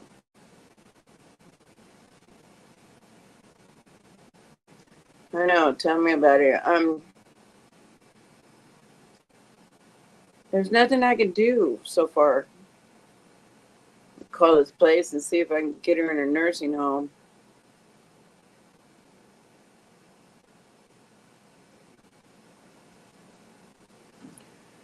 All I can do is just call the bank and ask.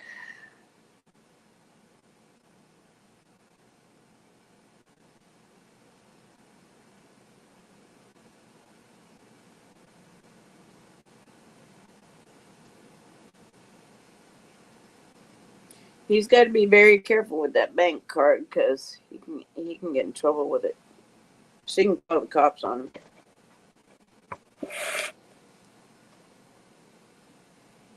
Oh yeah, my mom's one for calling the cops.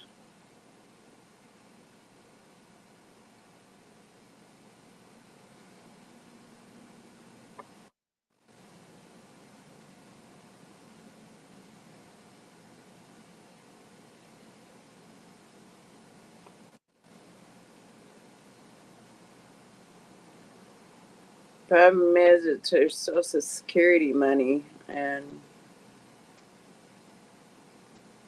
I can't even call them to help either. They just say, well, it's her money. She can do whatever she wants with it. That's the truth. Yep.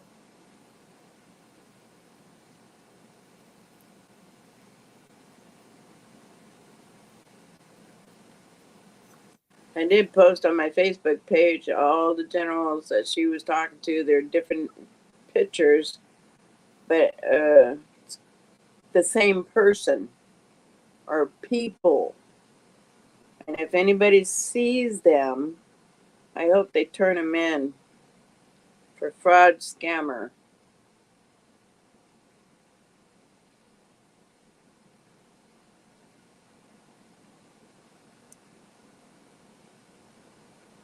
I'm Blackjack. Did you wake up? He's been out here in the cage all morning with me and sleeping away. Yeah, that's true, Patty. You need to read that, Tina, what Patty just said.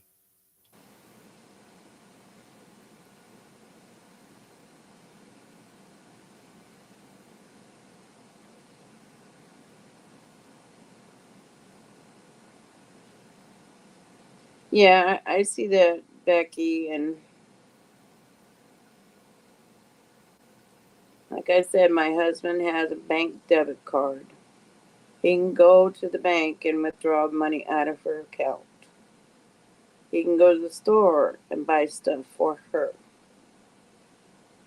But that's all that we know of so far. That's why I got to call the bank. And ask them a lot of dumb questions. And say, if this is your mother, what would you do?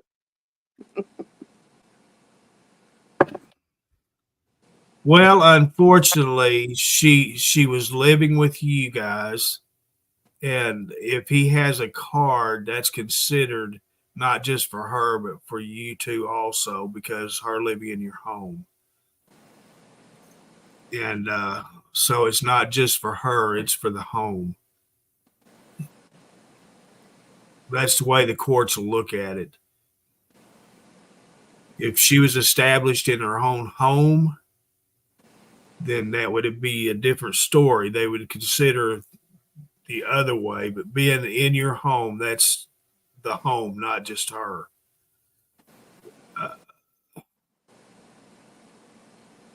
our legal system sucks. It Yes, really, it does.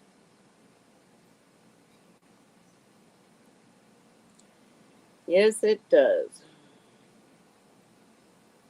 yes, Becky, they do. My son is on my account only, and it is set up that when I pass, he will have access to it. Other than that, he can't go in there and do nothing to it. Yeah. My savings, my checking, all of it is he's on it. Good morning, Rex.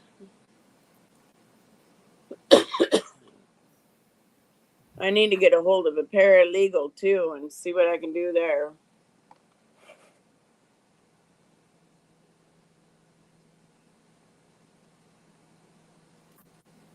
Well, luckily I have a cousin.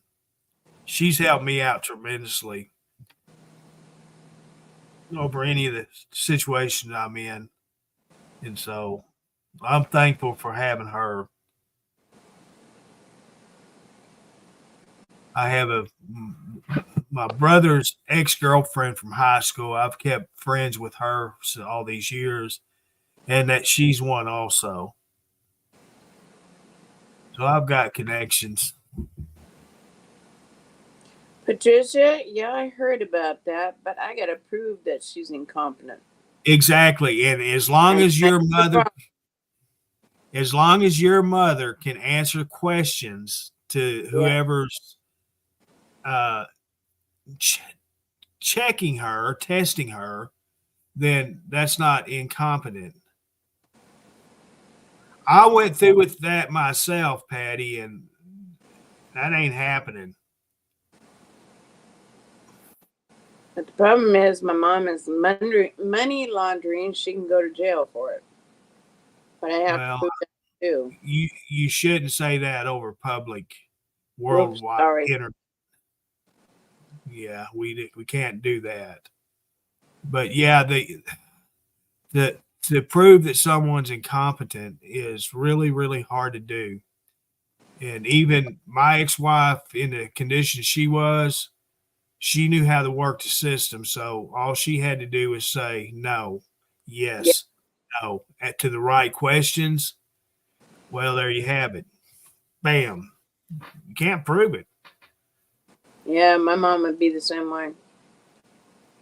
So, yeah, that's out the door. Best thing to do is contact the banks and explain situations and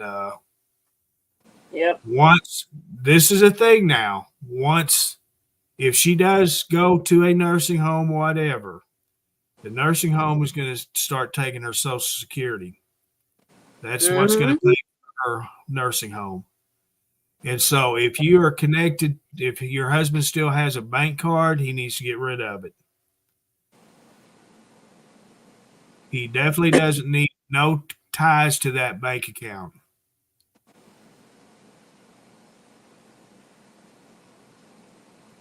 Yeah, Hey,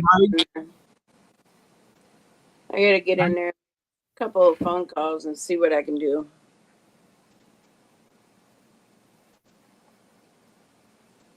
Well, unfortunately, Betty, he can't put it only in his name because he has to have her signature, and a lot of banks requires the person that's on the account already to be present when all of that's being taken care of.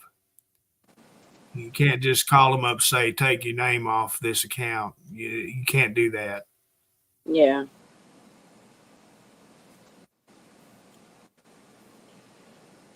Yeah, my mom took $1,100 out of her account this month at the beginning of this month, and that's how my husband found out because the bank called him and let him know that she took $500 out one day and then $600 out the next day. They kind of know what's going on with her, so I think they flagged her account somehow. So when something happens, they will call Brad. But that's all they'll do.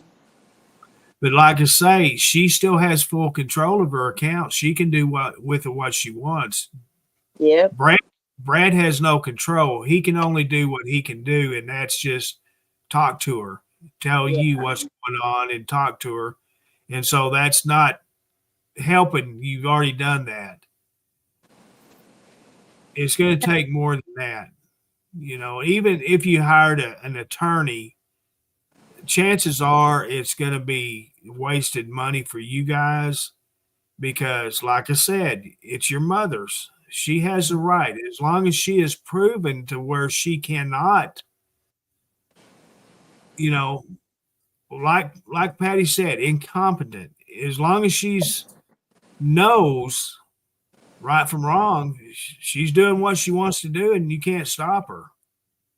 I don't care who you are. I know. You know, Until I get a paralegal or well, that's not going to help. or That's something. not going to help. Period. I'm telling you, because she's an adult. She is in her sound mind, and she's making the decisions on her own. It's just the way it's going to. I'm sorry to say, it's going to happen. I know. But wherever there's a will, I'll find it. It's just going to take me time. Come on, baby. Come on. Go on in. Go in the house. I want you to go in the house.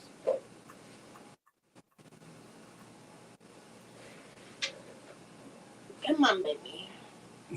Banks have the authority to check accounts out. So whoever she's sending this money to, how it's being sent, and the receiver is receiving it, banks will find out. Trust me, I know. It did happen to me.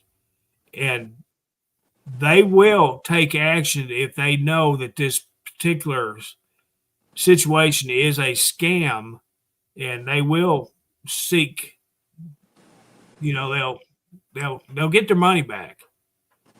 Yeah. So that's the first thing to do is just talk to the bank and explain the situation, but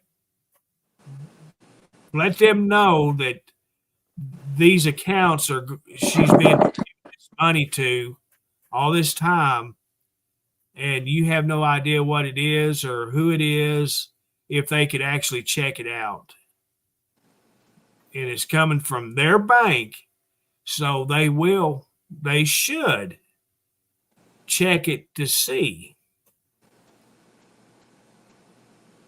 Linda, the scammers wanted my mother to get an American Express gift card and send it to them because there's no trace. And if they can do it as long as it's 2,000 or less, it can't be tracked. Even though you have a receipt from Western Union or American Express, blah blah blah. It's international. It's overseas. In the U.S., if it's less than 2,000, they don't mess with it. Yeah. You can have multiple $2,000 charges, and unless it's hundreds of thousands or millions of dollars, the legal system won't mess with it. They'll just set it to the side and just occasionally look at it, to count it up to see how much it is. Yep.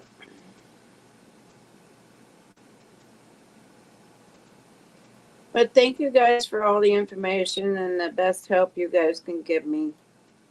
I greatly appreciate it. I need to get off of here because my timer is about ready to go off. And I've got to get in there and start making phone calls and see what I can do. Okay, Tina, good luck with it. Thank you. I'll keep you guys posted and let you know. All right. And All right. I'll let you know who wins, me or my mother. Well, sadly to say, unless something changes, your mom's going to win. Yeah. If we can get her tested that she's going dementia and a few other things, then that would be a different story, but she won't get tested. Yeah. So love you guys. All right. You have a good day and take care. All right. See you later. All right. Bye.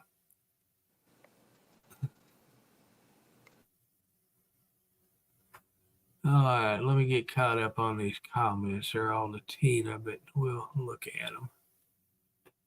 Sheila Brown, how you doing today?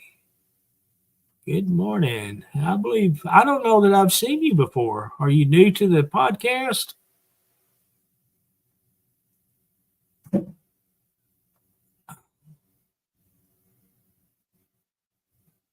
Right. The nursing home, like if you get Social Security, Medicare, and all that, that's what's going to pay for that nursing home and care.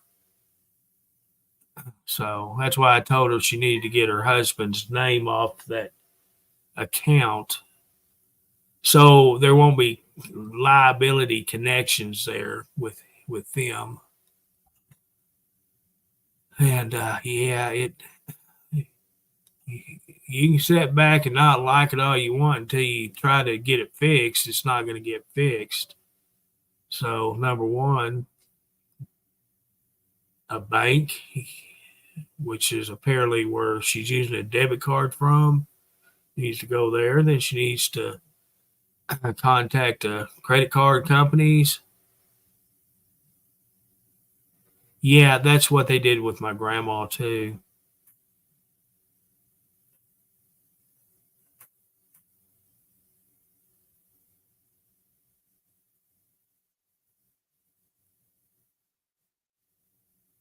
Contact credit cards, but it's hard.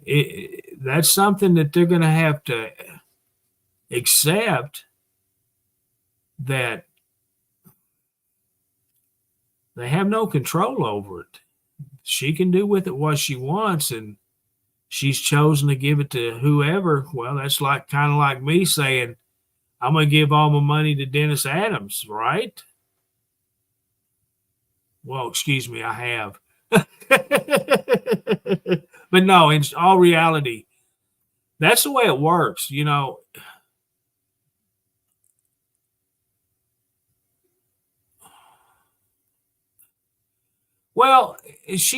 no. He only has access to use a debit card.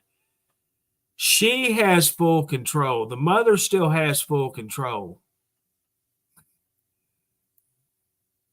And he was just added onto her account to get a debit card. That's what I understood it to be. So in reality, he is going to have her take him off her account, because they can't close the account down. They can't alter the account in any way. It takes her to do it.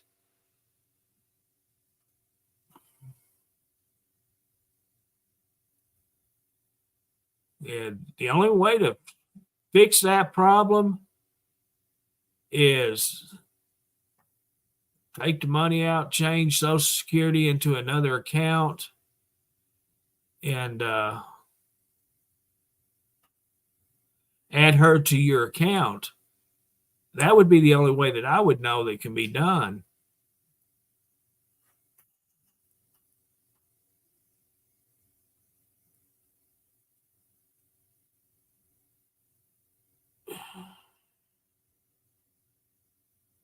But he can withdraw cash, so she can't get to it. Well, all that's going to do, being him on it, and if they're at the same bank, Linda, they could take legal action against them because she was living in their house. That's, like I said, the legal system's really stupid. It's not the way it should be.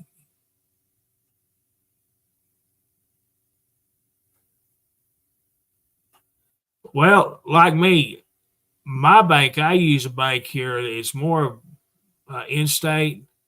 It was started by Walmart, so it's more of an in-state bank. I got my son on my account, okay, for when I pass.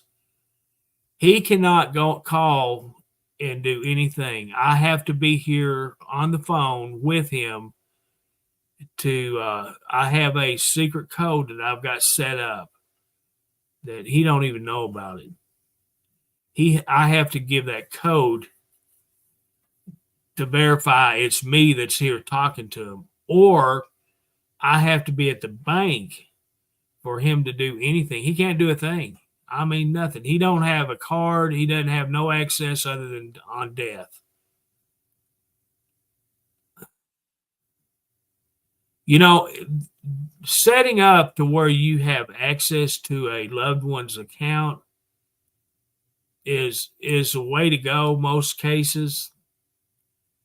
But a lot of cases like Tina's struggling with now, it's not a good thing. You know, what should have been done in that situation was Brad or Tina should have opened an account and put her, added her as an account holder with them and did it that way. That way, Brad and Tina could actually have control of what's being taken, given, whatever.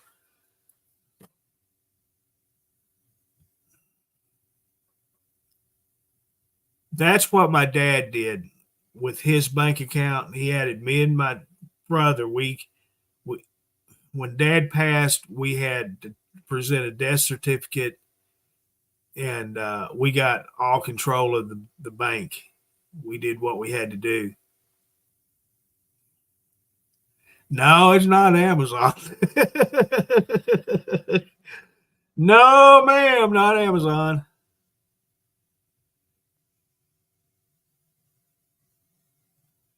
That's me, Sheila. I'm the same way. They don't know. My son knows nothing about it. All he knows is when I do pass, he's going to have to take a death certificate to the bank and prove that I am gone, and then he can get what's there. Did Dr. Phil just pass away? No, that's Phil Donahue. He just passed away just a few days ago.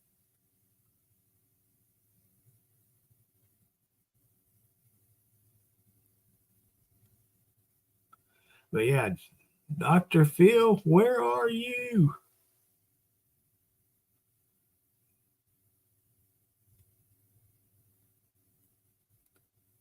My dad had two different bank accounts with at two different banks, and both of them required brother and I to have a copy of the death certificate to get into any of them because we wasn't on the account on that one. But even if the one was on, we still had to prove it. And no, we couldn't do it over the phone. Could not. Person to person.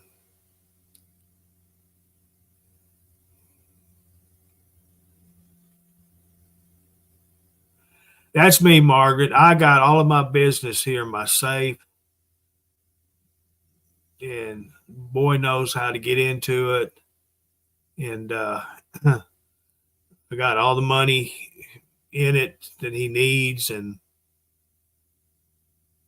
information to get everything done.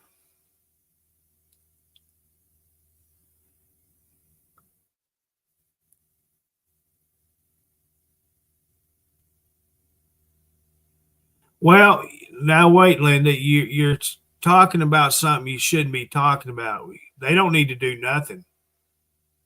No, they do not need to do nothing as far as withdrawing all of her money. No. Because that can be considered theft.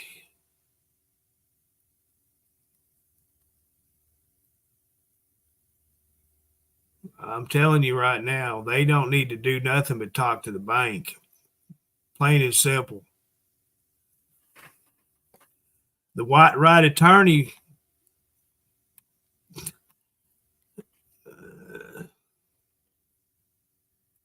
Tina and Brad would be put in jail.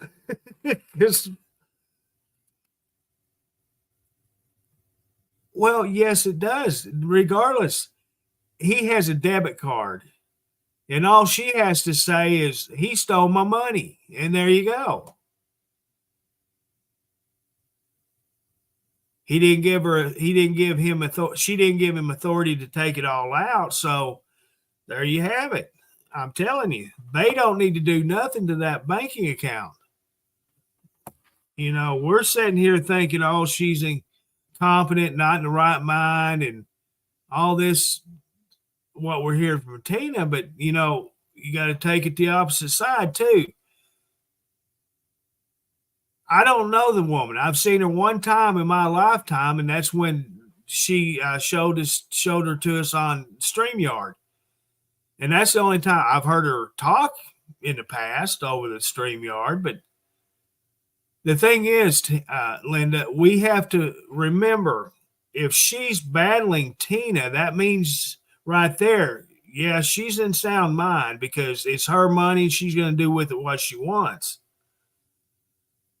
We have to understand that. Yes, it's her. I feel sorry for Tina because it's happening, but there's nothing she can do.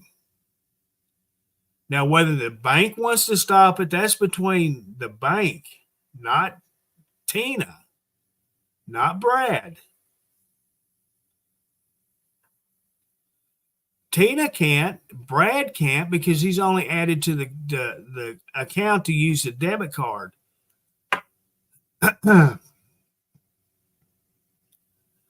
This is why I say you don't need to, when you have an elderly parent or loved one, you don't want to give them a bank account with full control of it because they're going to do with it what they want until they're to the point they can't control what they're doing. Then that's when a family member steps in. But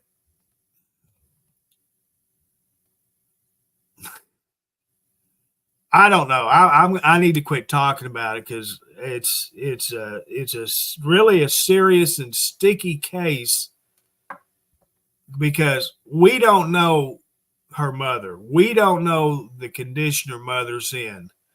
All we know is what Tina is telling us, and that's what everyone's going by. You know, her mother may be out going dancing. We don't know.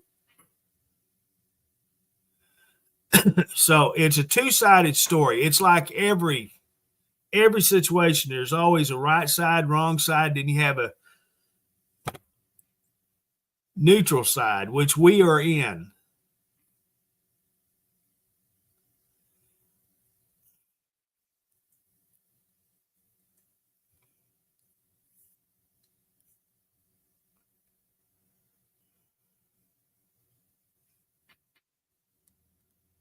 That's right, Roy.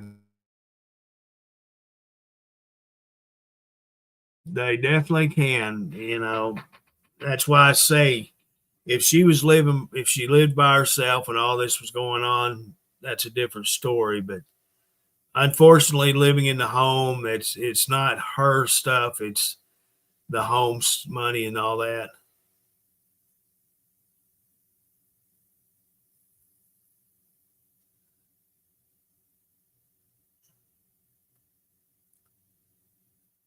You know, she could right now, if she is sound mind, she could say, "Well, I didn't give him authority to take that money out of my bank account." You know, there's allegations that could be made by her.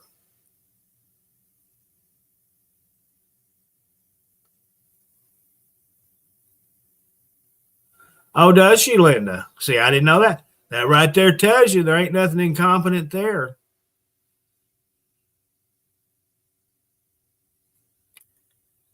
So it's like this. She ain't got a foot to stand on. I'm telling you, she has no control. Period. And she needs to tread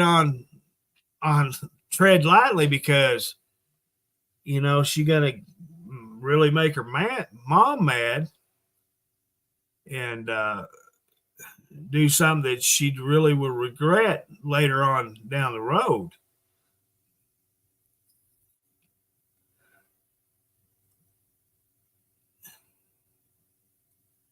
my grandma, she was when she passed, she was 99 years old. She was 89 years old and she had a stroke. In the last 10 years of her life, she was bedridden. It just totally ruined 10 years of her last life. But yeah, my grandma, up until she had her stroke, she was still outside running a garden tiller, tilling up the garden, mowing her own yard.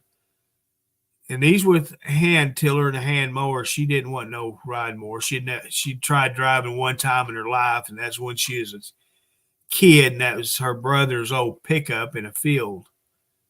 She crashed it into a ditch, and that was the only experience she ever had of driving.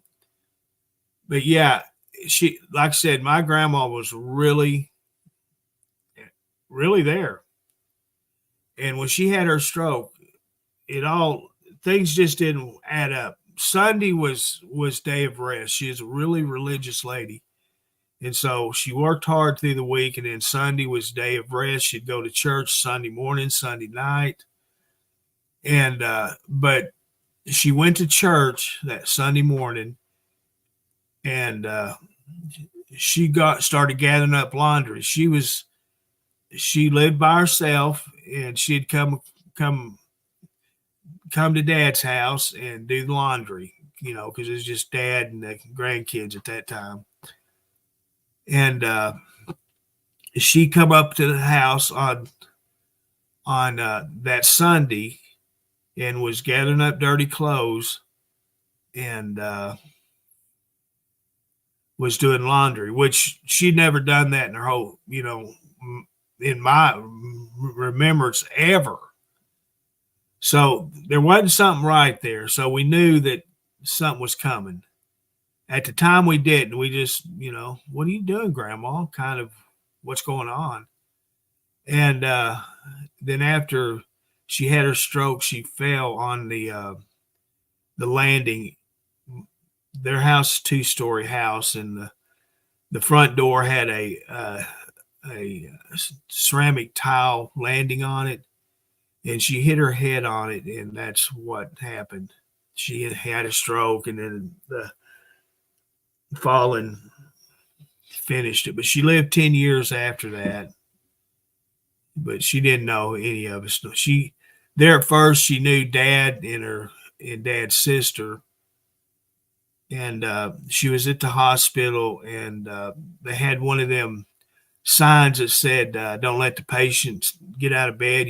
She had to stay in bed. Medications that they were giving her were making her want to get up. So there was supposed to be a nurse posted right there at her door 24/7. Well, the nurse walked away from her post, and Grandma seen her opportunity to get out of bed, and she tried it and she fell, and that's what ended it. From that point on, she was like reliving her childhood. She was calling names from her childhood, talking to them and stuff. And but yeah, my grandma was a real fit woman at 89 years old. So you can't judge a book by the cover.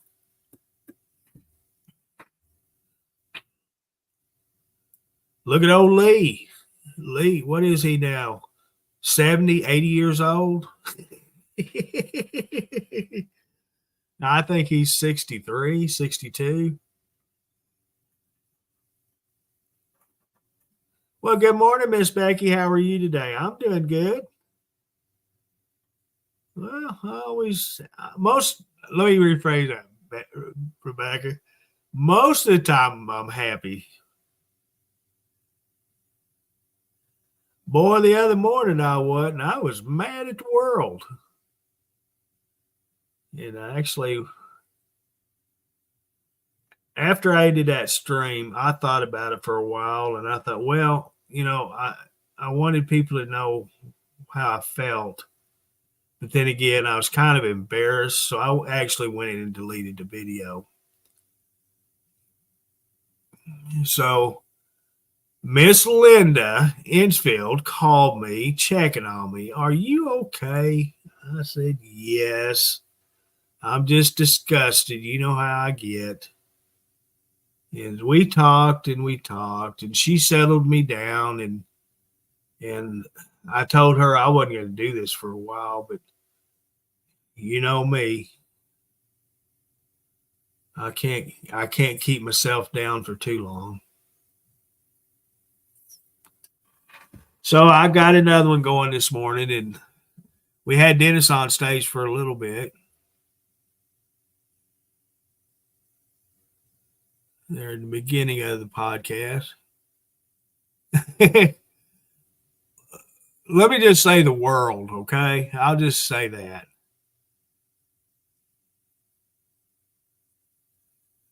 I'm beginning to wonder, hormones. Am I getting female hormones? What's the problems?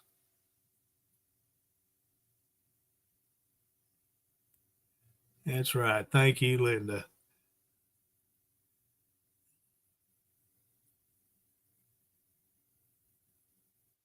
I know there's such thing as a menopause, but I thought I'd done outgrew that.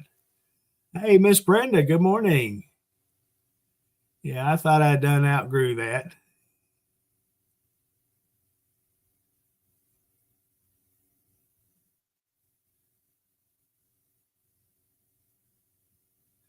You know, Dennis always said I was just a grumpy old man. I never seen it myself. But here lately, I've been seeing a whole lot of it. I don't like feeling this way.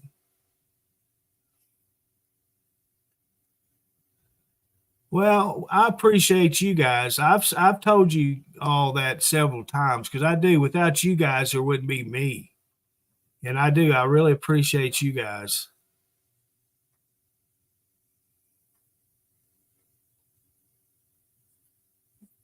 I can't blame it on the new drug that I'm taking because I actually, if I think about it, Dennis has been calling me a grumpy old man just about as long as I've known him. I can't blame the medicine for it. And the last thing my ex-wife told me in her sane mind was I was going to die a grumpy old man. So there you have it. I guess I am just a grumpy old man.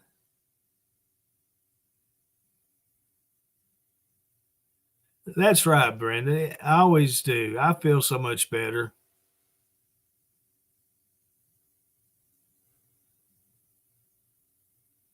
No, I that's what I was talking about, Lynn. I don't think it is because actually the way I am right now. Look at how many times I've left Truckers TV, but within a day I'm back. So it's not that. I don't know. I'm just a grumpy old man.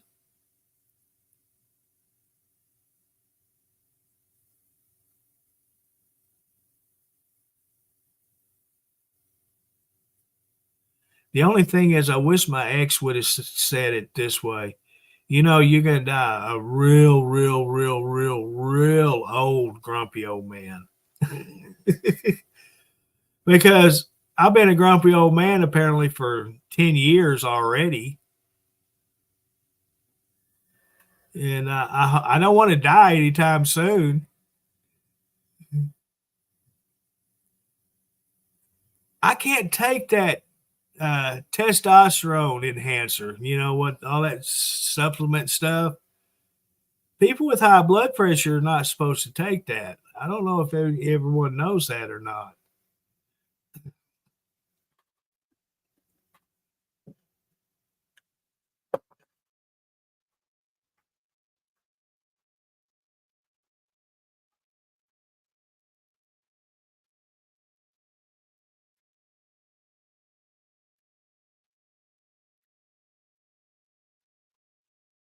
Our high school motto was "We try harder," and so that's what I've lived my life we try harder. I'm going to do that till the day I die. I try to help anyone I can in any way whatsoever. And that's the way I've lived my whole life. You know, it started with my brother. I was my brother's protector. He's older than I am, but I was the protector. I have a story when I was a little kid. My brother had this friend, and I just could not stand him. He had the smartest mouth on him, and he was always picking on me. And every time I tried to defend myself, my mom would get on to me. Well, one day he was over at the house, and he was up to his regular shenanigans with me, and so I lit into him. I threw his butt on the ground and went to waylaying on him, and my mom was standing at the kitchen window saying, "Get him, boy, get him." I whooped that boy's ass. And after that point, I become my brother's protector. You didn't talk or do anything to my brother without recourse. I was going to take care of business. And I wasn't nothing but just a little skinny cane pole. But by God, I could fight.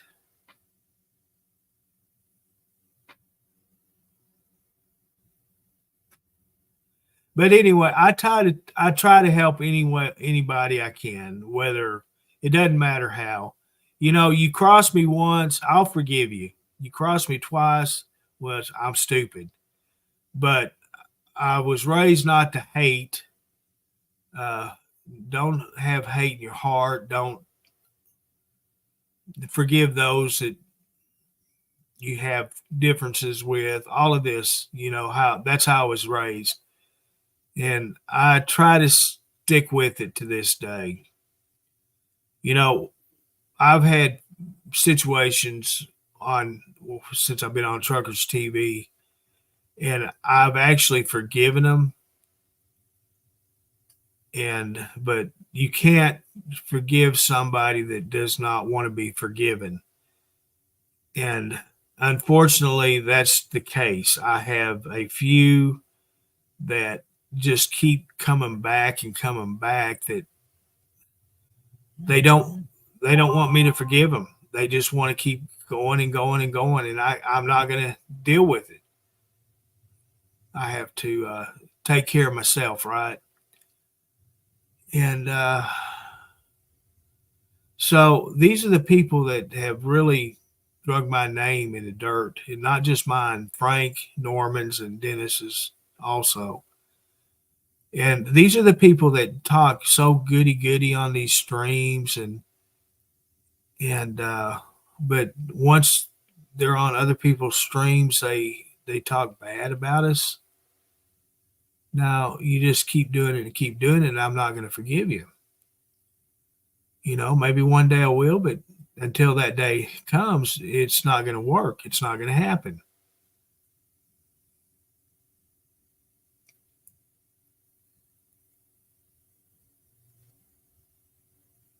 It is, Brenda. It really is.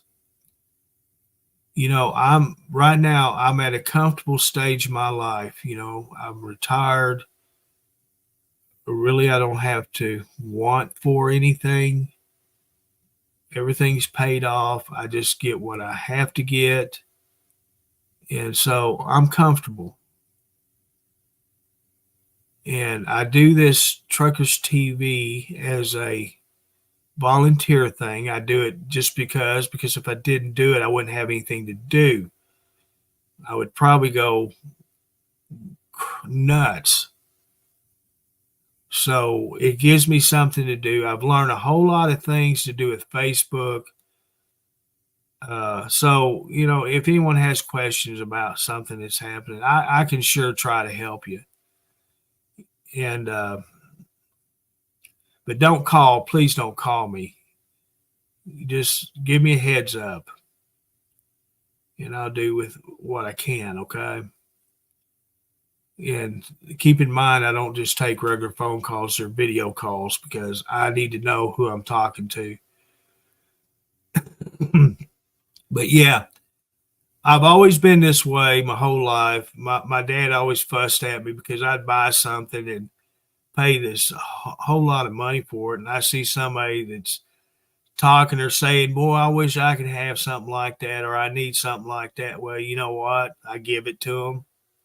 Boy, Dad didn't like that. He always, why do you do things like that? I said, Dad, I don't need it. I've got it, but this person probably needs it more than I do. And so there you have it. He just couldn't understand that. My mom kind of did because this is where I learned it from was my mom. My mother was probably one of the most caring, giving persons that I've ever met in my life. This woman went above and beyond a normal person. Our preacher, his daughter, was deaf, and she couldn't hear nothing. She was 100% deaf, and her and her husband was expecting a baby, and it really, really upset my mom because here's this young mother that was never going to be able to hear her baby cry or hear her baby grow up and talk, say mom, things like that. And it just really bothered mom. Well, what my mom did, she was a assistant director of a woman's health clinic. And so she had a lot of connections. I'm talking a lot. So she reached out to a couple of doctors and asked them and told them the situation. And these doctors volunteered surgery and all the equipment it took to make this young mother be able to hear her newborn baby when he was born. And see, my mom could have been one of those that just sat back and said, oh, yeah, that'd be awful. No, she was that type of person. It was she actually put forth and made it happen. So to this day, that mother is able to hear her child talking and enjoying a life that she didn't have from when she was born. So this is where I learned this from, I think, following in my mom's footsteps. There's this, when my mom passed, the outreach and all the stories that we were told, the things that my mom did for people to help them that I had no idea. My dad didn't even know these things that my mom did for them. It was amazing, unbelievable. Yeah. And so that's where I come from. That's where my roots are. And you could, if Dennis ever denies it, he's flat out lying because I've helped Dennis out I've helped Dennis out more than you can imagine. And I'm not talking about money or just the moral support. Something that if you're not a content creator in social media that you don't understand, there's a lot involved. It's not just an 8-hour job, get up, do this, and then go do what you want. This is a 24-hour, 7-day-a-week job because I can't sit here all day and I can't sit here for days in a row taking care of it. But that's why I bought the laptop for my bedroom. And so, yeah, I'm constantly checking things out. And I'm not getting nothing. Just the gratitude of me knowing I'm doing something. I get mad. Yeah, I do. I get frustrated because I don't see things going the way I would expect them to go. And so, yeah, I get disgusted. I get frustrated. And I have no one to sit here and complain to other than what I'm doing right now. And I've had people associated in Truckers TV that has tried to talk to me and help me through all these problems. And but I've learned this is where the trust issue comes. These people will stab you in the back, and who you think are your friends are not your friends. So you got to be careful. And I'm honored to be able to call Linda a friend right now because, yeah, she's the one that's been helping me.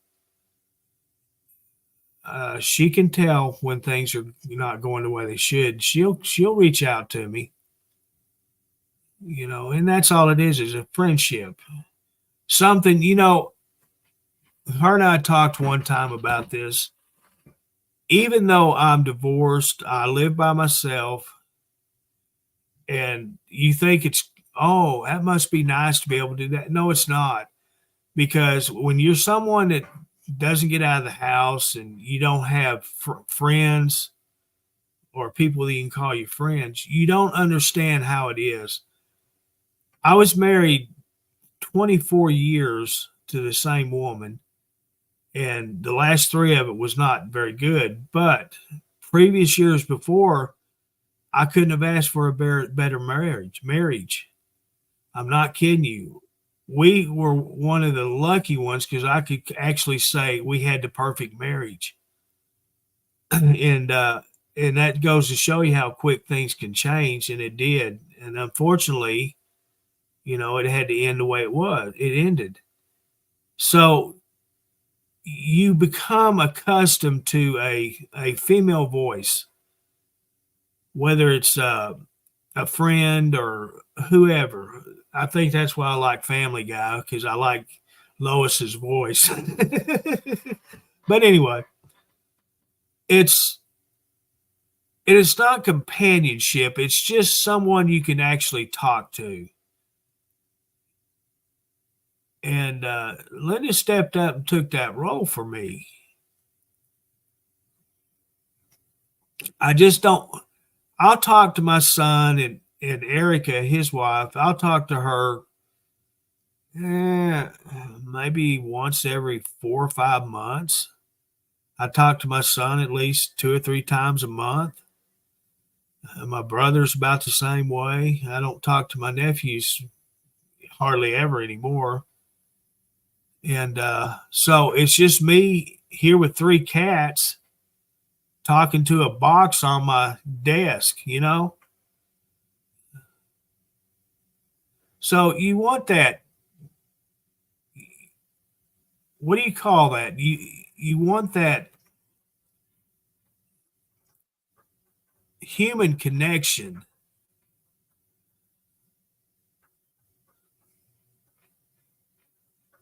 And Rebecca, I have done that. Unfortunately, thanks to social media, it has gotten this way because, it's like I said earlier, I've never met any of you guys. I've never actually sat at my dining room table and had a meal with you, talked about things.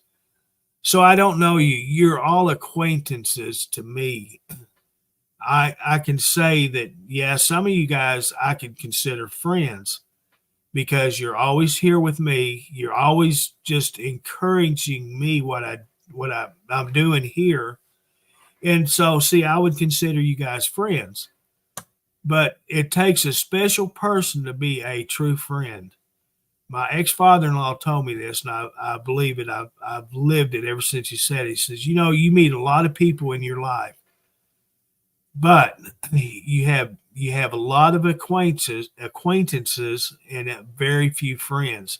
To this day, that's a true statement because who I thought were my friends in my first marriage were not my friends. One of them went to court for me and my ex-wife to get custody of her kids. But after that was all said and done, that was the end of it.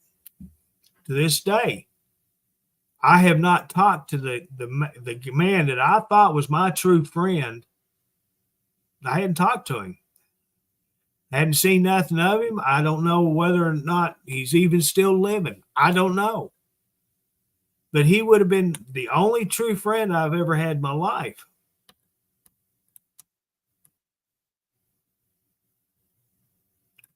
But that's how quick things change. So I can't tell you guys enough how much I appreciate y'all. Y'all come in here and a lot of y'all comment to me and ask how I'm doing, and I appreciate that.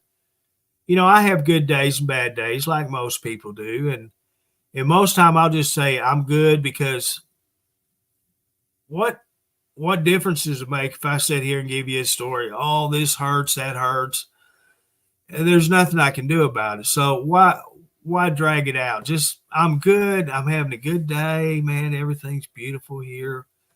And we leave it like that. You guys are the ones that changes how I am and makes my day better by me doing this. You miss my face. Look, what you see there is what you get. That's me. I got a different color shirt and a different cap on, but that's me. See, that's me. You look at here. Here I is. This is what I was gonna do. I was gonna sit here on that last podcast that I did, which is no longer available for viewing by public. I was gonna sit here and light up a cigarette, sit here and just smoke a cigarette right in front of you guys. That's right, Lindy. It's better to just say it that way rather than dragging out something that you don't really want to. You know, for your sake, you know, it's always just to greet someone. I'm doing good. Yeah, I'm doing great.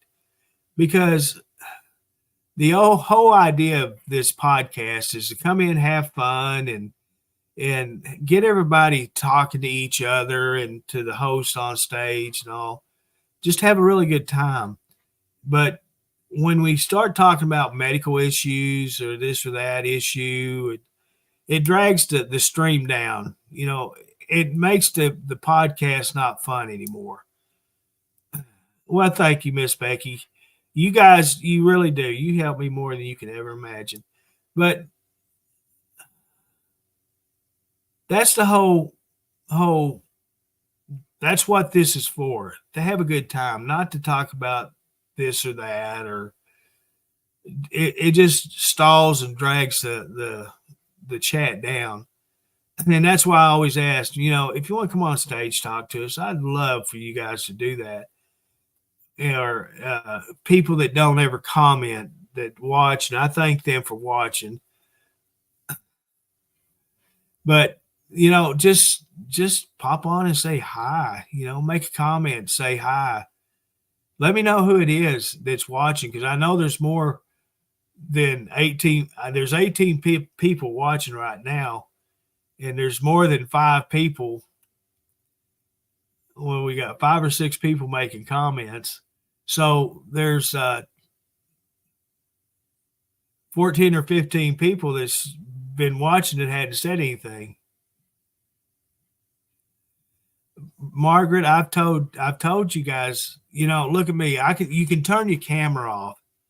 So I would be the only one to see you. And what it takes is you just follow the link in and give StreamYard permission to use your microphone, phone, and camera, and it'll bring you backstage. And I'll be the only one that will see you.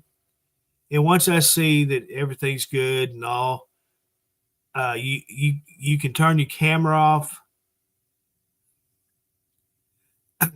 I'll say, okay, you're good. And before I put you on stage, you can turn the camera off. It's down there at the bottom. It says you can mute yourself, start your camera or stop it, settings, leave studio.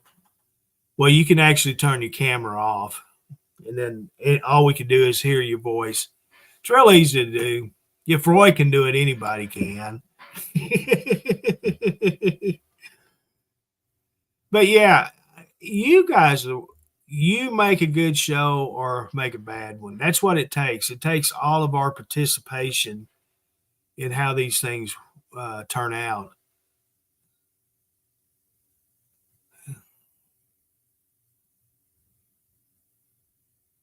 Everything hurts. I'm going to tell you what, it's really tough. It is. And I know a lot has to do with my age and the not being active, but I have limitations of what I can do because of what's wrong with me. So I'm not up and about like I used to be. I've tried to walk more in the house, one end of the house, just back and forth, blah, blah, blah. Especially when Dennis is streaming. Oh my freaking gosh. If I sit still long enough, I'll be asleep. I don't know what it is about his trucks, but they put me to sleep. So I'll just get up and walk from one end of the house back and forth, just back and forth. That's better than nothing. Oh, you wasn't supposed to hear that, Roy.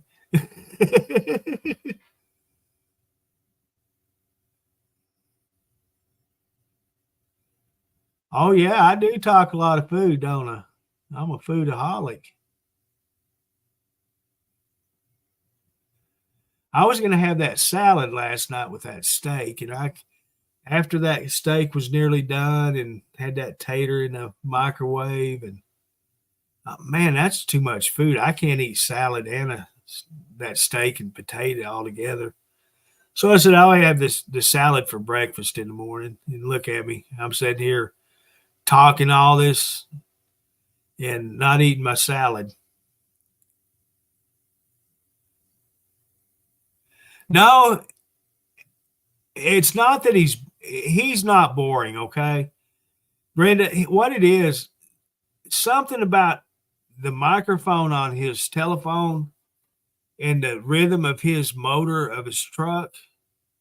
And it's every truck he's ever drone. It's his equipment, his phones. It's like a soothing sound.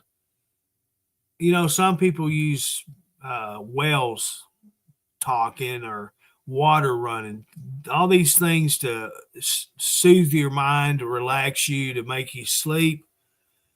Well, that's Dennis.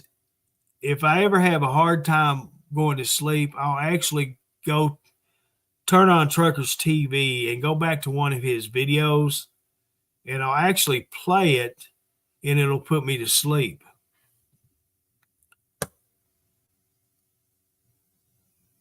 Yeah, it's just a really, really soothing sound to me. Most of the time, if the cats don't bug me or my mask on my face is fitting perfect, I can sleep 8 hours straight without waking up. But it only takes one slight pat on my arm and the cats have got me up for the rest of the night. Or I get a leak around the face mask on my mask and it'll wake me up. So, and here lately, not lately, probably the last 4, 5, 6 months, I finally got my headgear adjusted right on my mask to where I'm able to sleep all night.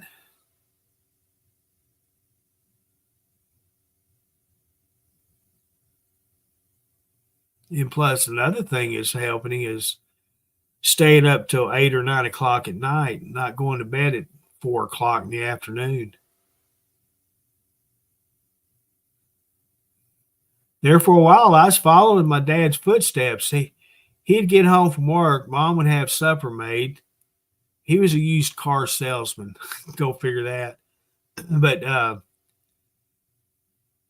he would eat supper. He would sit down in his chair, smoke a cigarette. He'd have some kind of sweet, and then he'd go to bed. He'd lay there in bed and fall asleep. Well, it might be 6 o'clock at night, and he's asleep.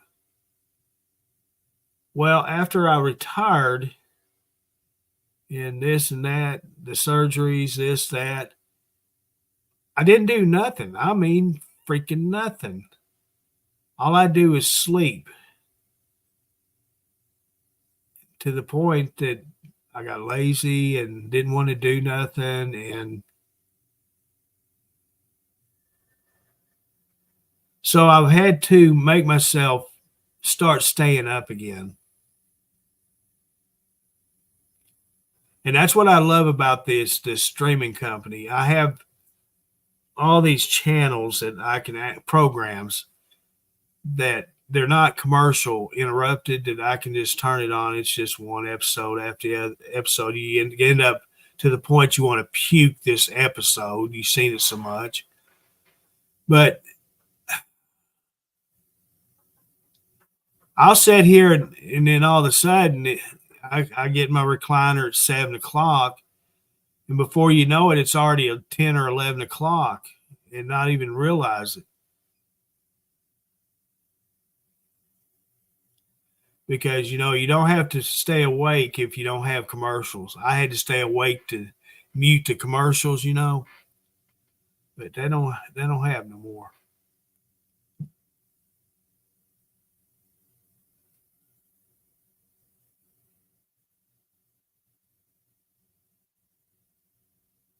And so I'm not taking naps through the day.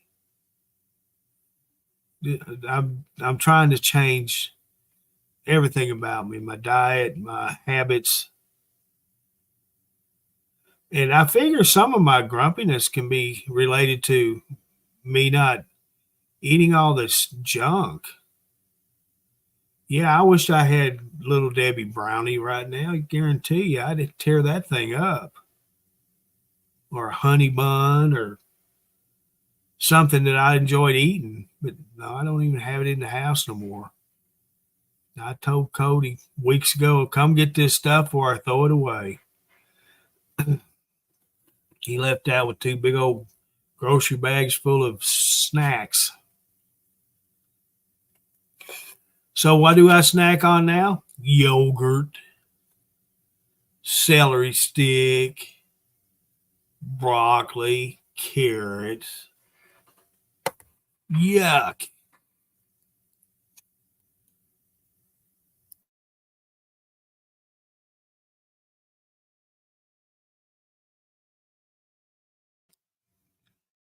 I don't care who you are. You can only eat so many carrots and celery and broccoli. I don't care who you are. Maybe that's why I belch so much is all that broccoli. I don't know.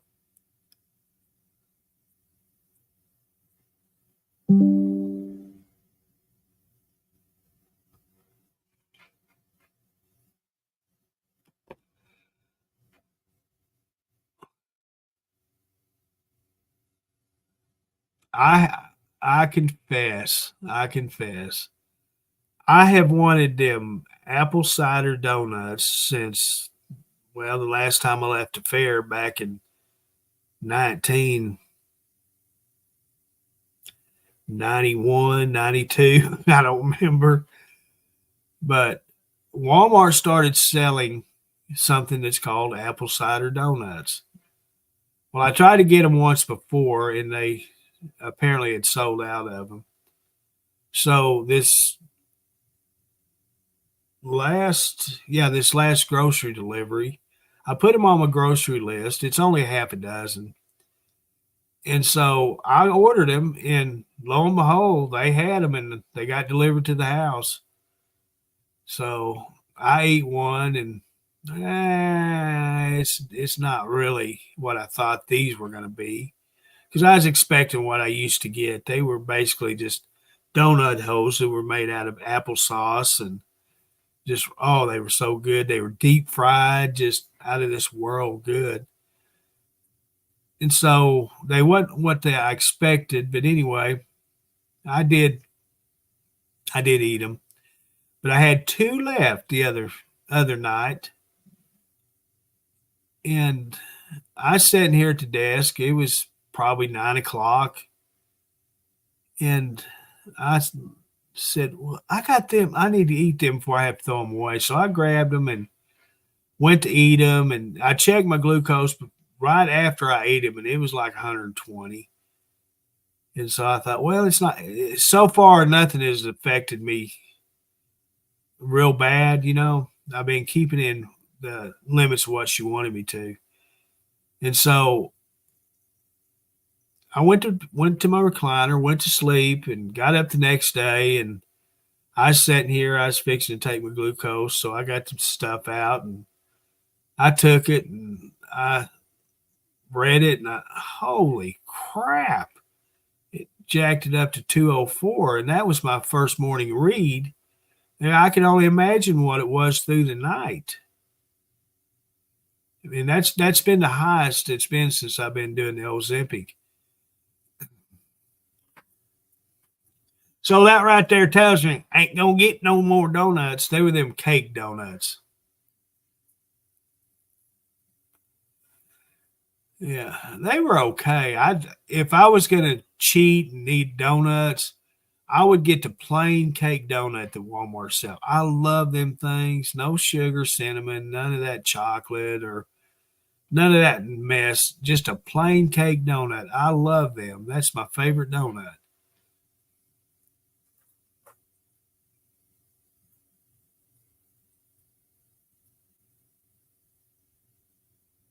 And I hadn't had donuts in quite a while, so I thought, well, I've been wanting some, and I'll get them. And there you have it. Bad choice.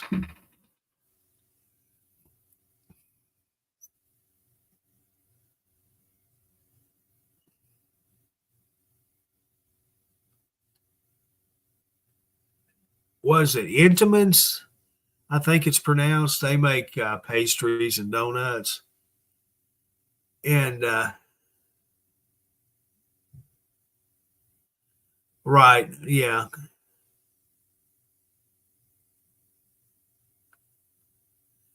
So I used to buy the Intamins at a grocery store that was out there close to the plant I worked at, and they had a box of a variety box. They wasn't little; they were the big donuts. And so I always got them. I really, really liked them. They tasted so freaking good. They put Hostess and Little Debbie and all the competitors to shame being pre-made in a box. Well, Walmart up here started selling them since I've been retired. So I bought them a couple of times, and this is before the Ozempic. But each time I bought them, they didn't taste good.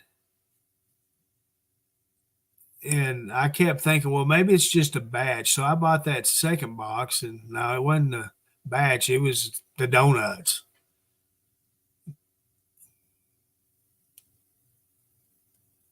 So I haven't bought them since. And the box I would get, it had chocolate, white sugar, plain, and then a cinnamon donut.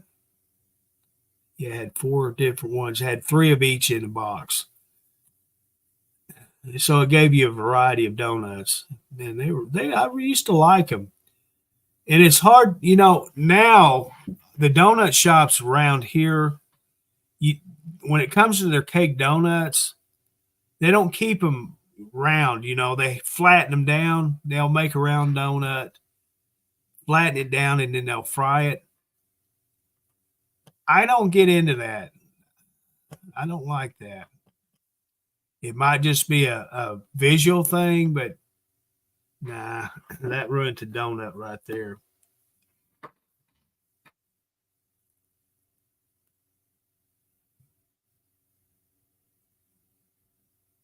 Oh yeah, I love the fruit filled donuts.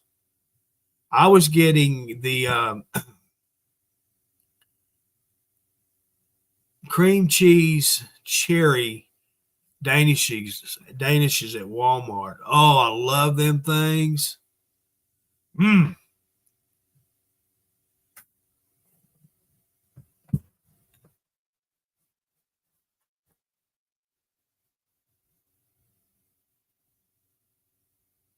Oh, can you? I knew that all these cake donuts are basically just a cake that are made to look like a donut. And the outside texture, you know how they fry up or cook up with where the outside layers. See, that's what I like about the donuts because I was always a corner edge cake fanatic. That was my favorite part of a cake. And I always got my butt chewed out from mom because you could go into one of her cakes. You know, she always used a 11 by 9, whatever they are. And I would be the one that would cut the complete edge out of the cake pan and leave everything else in it. She would chew me out for that. I'd have the whole edge of the cake taken care of in one night.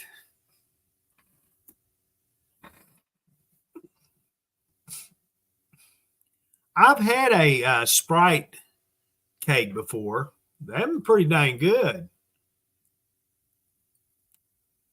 They weren't sugar free, but they were just regular Sprites. Mom made them. Mom made a whole lot of her pineapple upside down cake was out of this world. Oh, they were so good. Her German chocolate.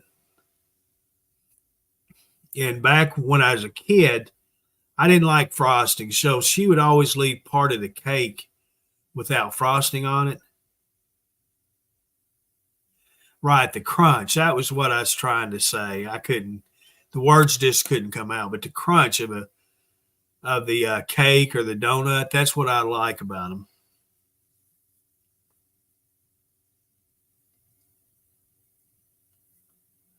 Brownies.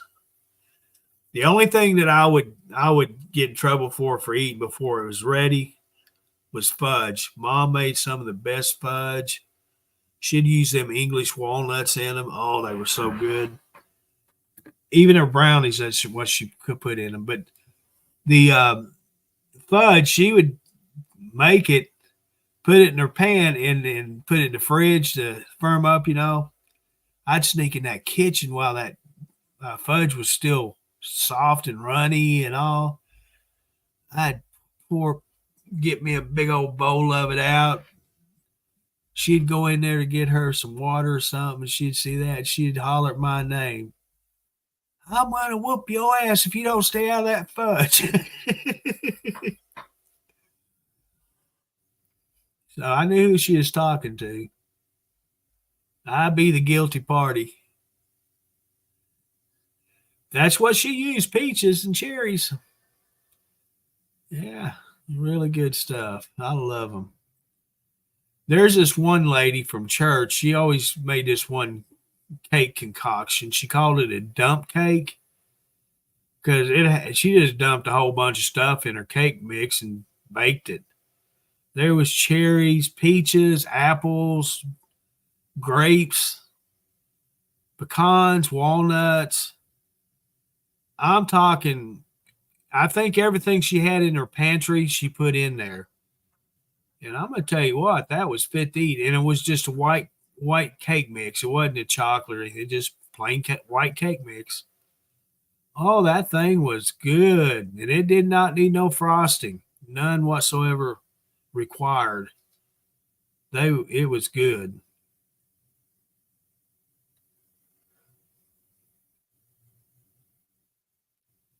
So one episode of the life of Curtis, I hadn't had a German chocolate cake in years. I'm talking a long, long time. And I've talked about it and talked about it. So I got the bright idea. I'll buy me some of that pecan coconut German chocolate frosting, you know, and I'll buy some plain cake donuts and I'll make me some German chocolate donuts. No, it did not work. That was nasty. So I ate the donuts without the frosting and threw the frosting away. Yuck.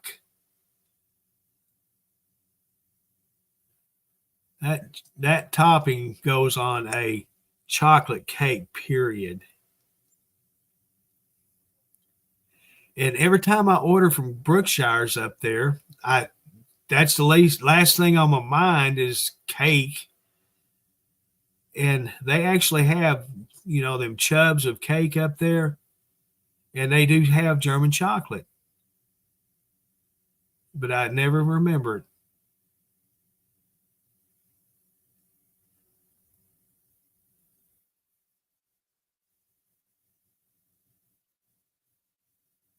yeah, fresh fruit, and Grandma made a lot of that. Grandma would make her own filling for cobblers and pies. And so, when it comes to that kind of stuff, sugar is required and plenty of it.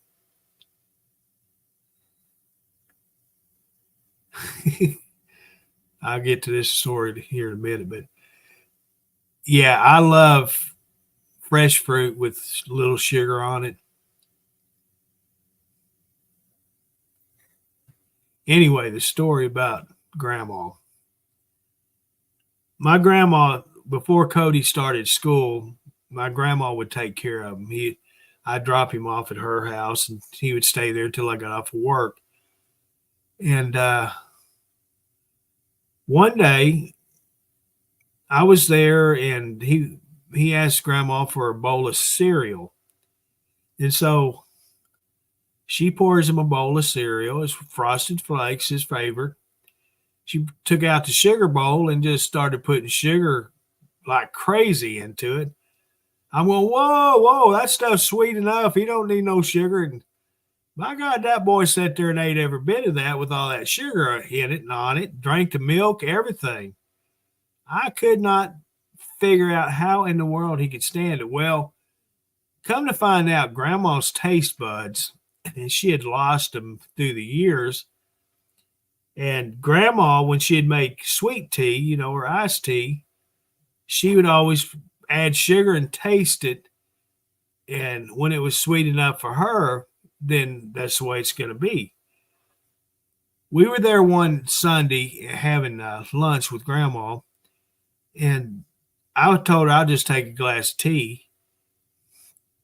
And so she poured me a big old glass of tea, and I was eating and needed something to drink. And so I took a swig of that tea and I nearly spit it out. It was so sweet. My neck was puckering up like I just sucked on a lemon. That tea was sweet. And here she has been feeding it to Cody all them years. Good grief.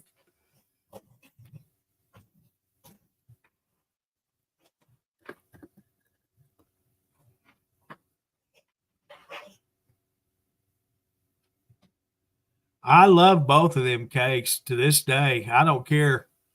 If I'm on my dying bed, you better have one of each so I have my last two pieces of cake. Yes, that's what it was, like drinking syrup. I'll pass up a steak, ribs, all of that stuff, as long as I get me a hamburger and a piece of German chocolate and pineapple upside down cake.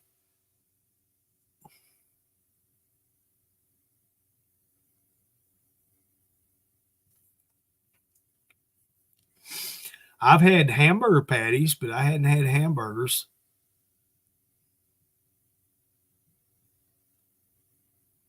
She said, you can't be eating that frozen pizza. I said, I'll fix her little wet wagon. I'll go up there and get a fresh one made. So, my God, I got me a pizza. It might have been frozen, but it was a pizza. As far as hamburgers, she said no more fast food and all of that stuff.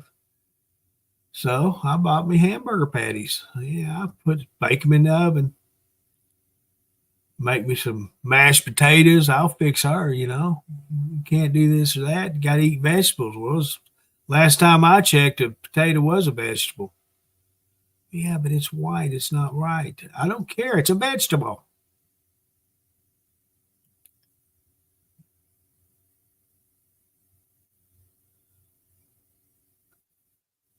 So yeah, I haven't ate my spinach yet.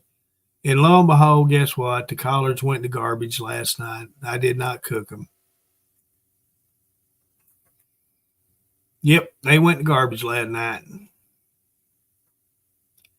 And that's the thing about vegetables. I made that big cucumber salad up. I ate it for one meal, and it's going to end up being thrown out.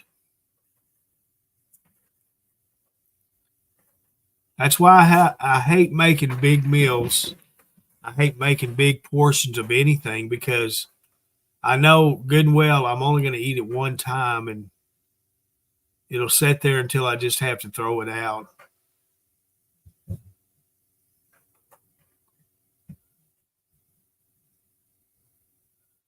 And that's why I like these single serve vegetables or whatever. I'm sitting here thinking about breakfast. These little pearl milling pancakes in a cup.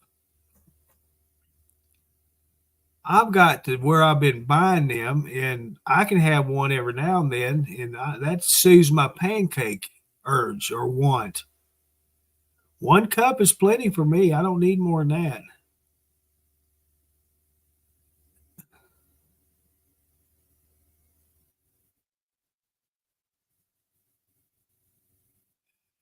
Oh, you say the condominium truck? Them things have bathrooms in them, showers. See, that's what Dennis wanted. He wanted one of them, and I believe he still does, but I don't know that he'll ever get one. But that's what Mr. Dennis wanted, is one of them big old condominiums.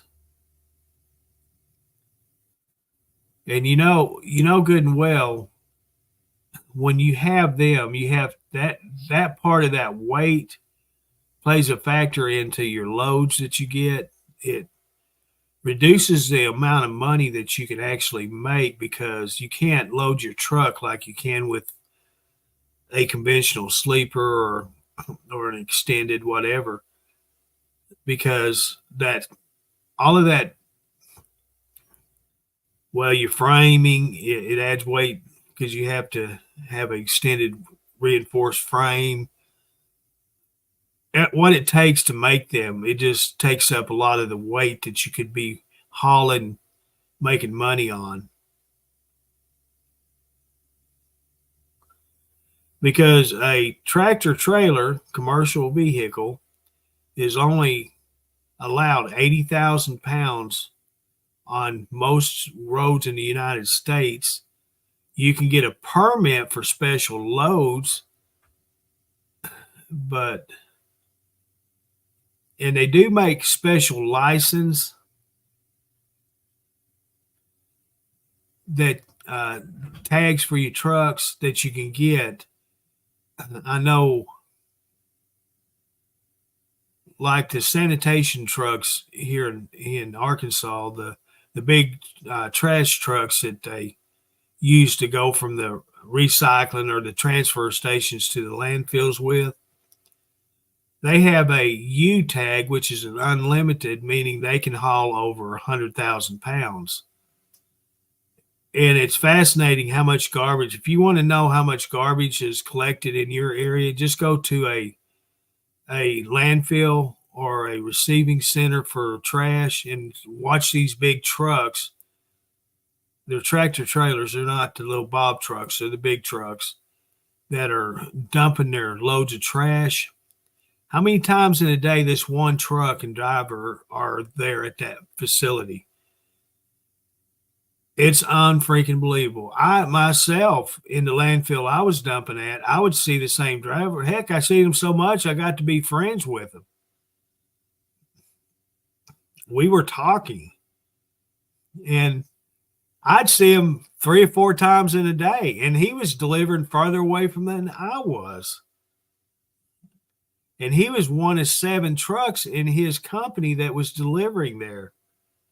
And each one of them was hauling the same loads. And they were average about 114 to 120,000 pounds. That's a lot of garbage. And they were doing this every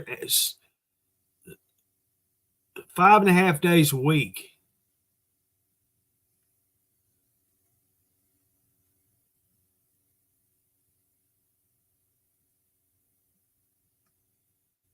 Yeah, the landfill here in Hot Springs, they shut down. They don't collect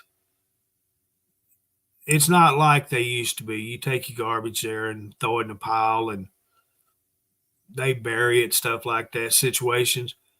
The landfill here, they have dumpsters set up that you take your household garbage to and you throw them in these dumpsters.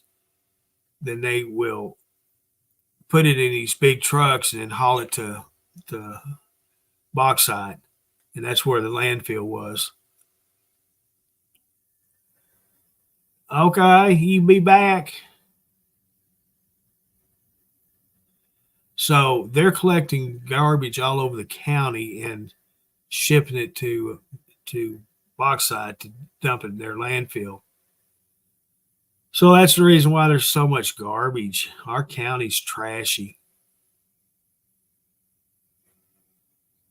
I've always wondered for myself how in the world I collect so much garbage. Just me. Am I that trashy? I guess the name lives up to itself. I'm trailer park trash.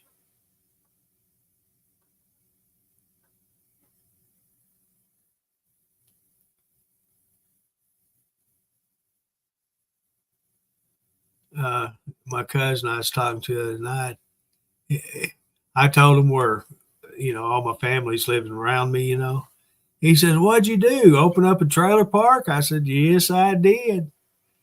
We ain't nothing but a bunch of trailer park trash now."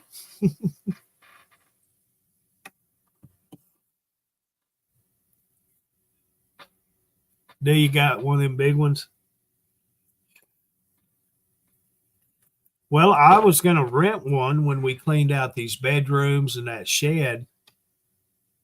Yeah, but nephew kept saying, no, I'll just haul it on my trailer. In other words, he didn't want me to pay the county to get a dumpster out here. He wanted to haul it and pay, instead of taking his part of the money out for that dumpster, he wanted to keep that money and he'd haul it to the dump. I think it was right at $500 to rent one of them big dumpsters.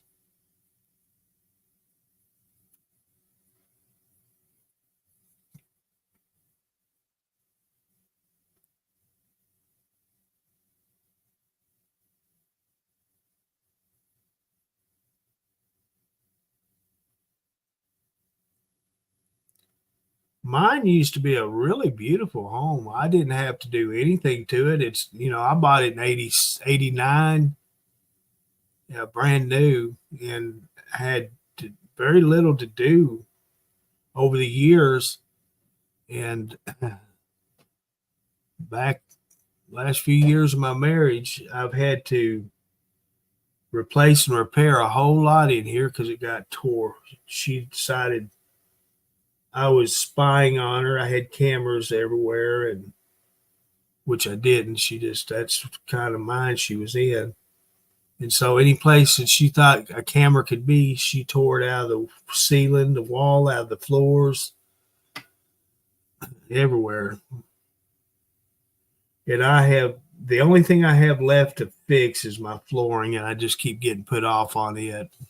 I hate to hire a professional because I have two nephews that can do it. One of them's out doing it right now. That's what he does for a living.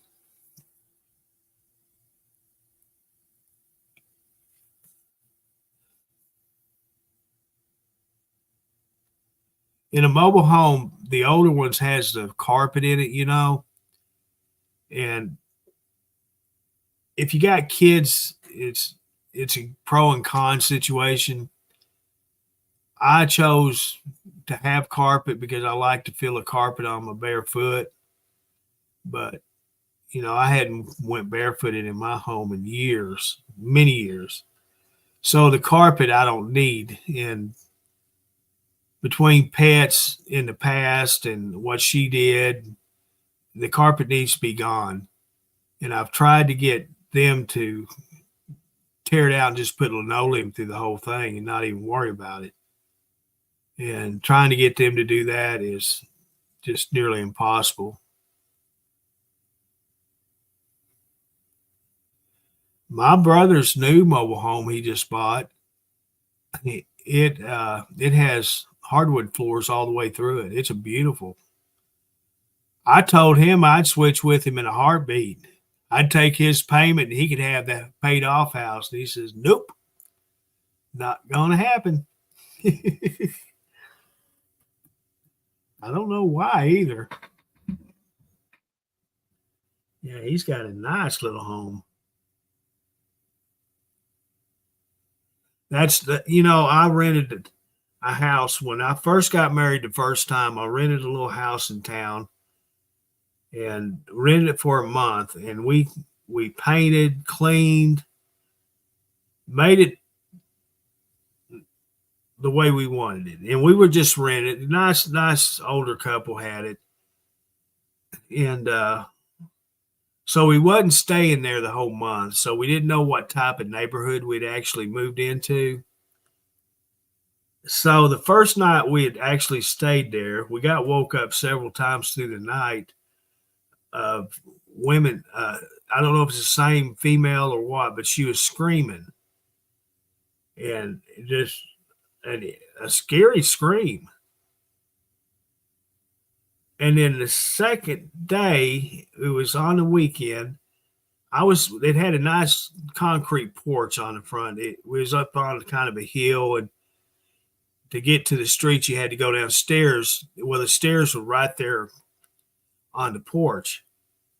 And so when people would walk by on the streets, you seen them, your eyes meet. Well, in that one day alone, me sitting on that front porch, there was 4 different young guys carrying guns, rifles down the road. Now, granted, this is right in the city limits, right in town. Why they're carrying rifles, I have no idea. It ain't no hunting. It's national park property. So the third night we stayed there, the same woman was screaming. So that next morning, I got up. I told my wife, I says, get your stuff together. We are moving back to the country. And that was the only time in my adult life that I ever lived in town.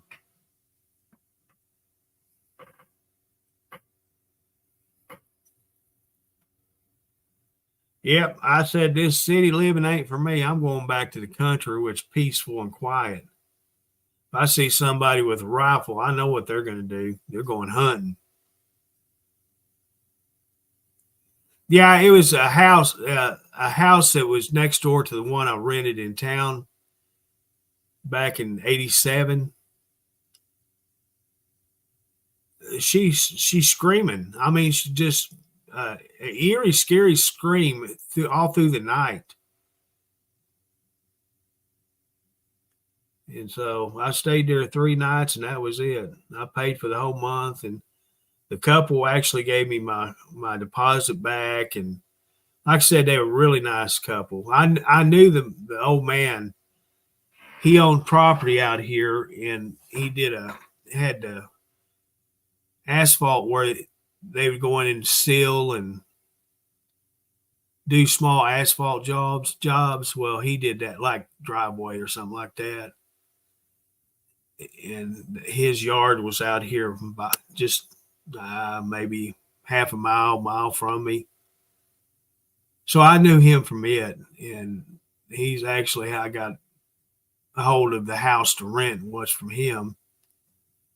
And his house was right next door to the old Clinton home on my side of town. See, when Bill Clinton's mom, when she passed, she was actually living on Lake Hamilton on the west side of town. But where he grew up in Hot Springs was right there on Park Avenue on my side of town. And so when I'd go into town, you'd pass right by their house.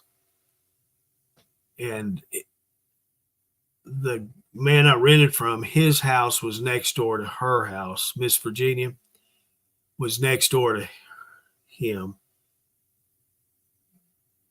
and he's the one that I talked about it not long ago, that he bought a house that was on the other side of Miss Virginia's, and he turned it into his wife's dollhouse. He remodeled it, and I've never seen a home had that many dolls. There was glass, you name it, she had it. And she'd go over there, and that's where she'd spend most of her time, was in that dollhouse. She didn't sell them. She just kept adding to her collection. I don't know. I'm sure they're not living still. I don't know whatever happened to them, their place and property.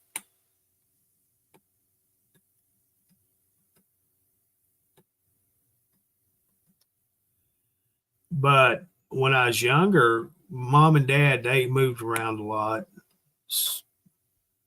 We lived in one house. It was actually my grandma's, that she had bought another home.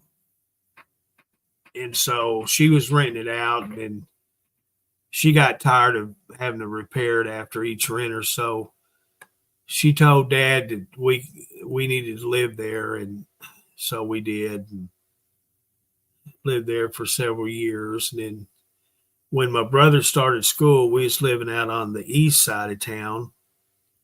It was out by, back then it was called Union Carbide. But Union Carbide, this particular location, was sold out to Stratcor. And that's where we lived, was out close to the Stratcor mines and whatever they did with the ore that they dug up. And that's where we lived for several years. And not several, I'm saying several, for a few years, because we were still little kids. And the babysitter lived just not far from us at all. And so we'd go there while mom and dad worked. And right beside and behind their home, it was where Stratcor was dumping their waste dirt. You know, I'm not saying it's dirty dirt. Well, dirt's dirty, but I'm talking contaminated. A lot of sand, things like that was dumped there. So you had to be careful when you was out walking, exploring, you know, because there is such a thing called quicksand. You end up sticking a foot in the quicksand out there. We were cool. We'd build this underground forts. Never knew any different about, you know, sand collapses. We had tunnels dug, just stupid kid stuff. So that was some good old memories. And that was the first time I'd ever seen something that you had two handles on it. One was white milk and one was chocolate milk. We always had to have white milk for breakfast, but later in the day when we had our snack, she'd give us a glass of chocolate milk. Well, I did not know this till after I'd grown up, become an adult. That machine that she had, it was a Norris milk dispenser. Well, they actually made that, and that's where my mom worked. And mom always had this little dispenser that I didn't ever know what it was or where it came from. Dad always used it as a little refrigerator behind the bar. And that was the last thing she got from Norris Dispenser before they closed down. One of the men I worked with, he actually worked out there with mom, and I didn't know that until I was working with him.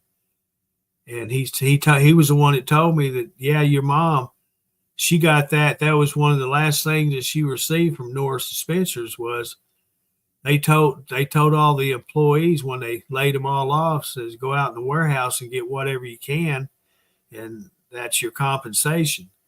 And that's what she got, was little it was a single milk, but you had, and back then they had the dairies that had the old metal kegs.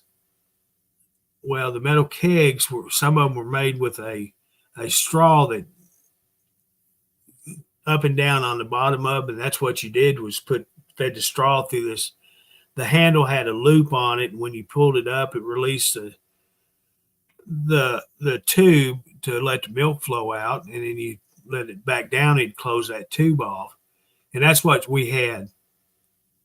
Seemed to work better as Dad's beer cooler than anything. I know brother enjoyed it a lot more than I did. I would have preferred the milk, but he liked the beer. Dad always saying, "Did I drink that much beer? Where's it going?" Well, he had no idea his oldest boy was sitting there getting it out and drinking it.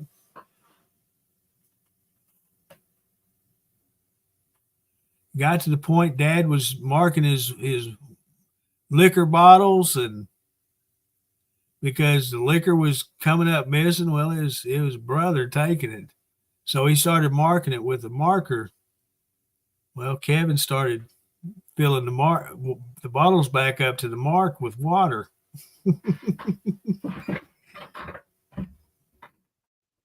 Sneaky. To the point where all Dad was getting was water. There wasn't no liquor in there.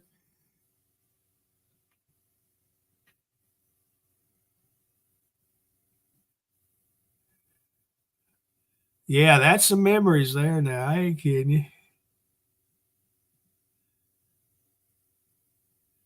Yeah, that's something I got to do is cut my hair too, Robert.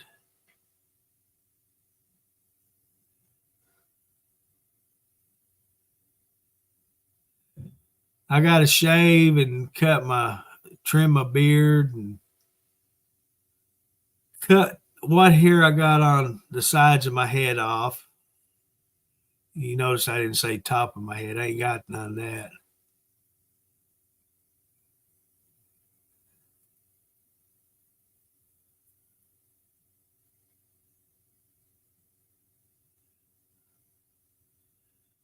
I hate to do it, but I'm going to have to go to this next doctor visit. I need to have them check out this knot on my head. I know I'm the knot head, but there's one that ain't supposed to be there.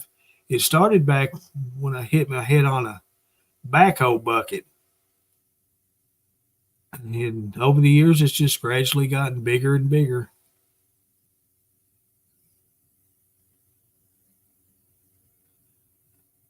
Will be? Yeah, it's already hot, Robert. We had a break, and we're going to have a slight break next week, but it's still hot. I got to go out, and I keep waiting for Cody to call me to air my tires up, but I guess I'm going to have to get out there and air them up.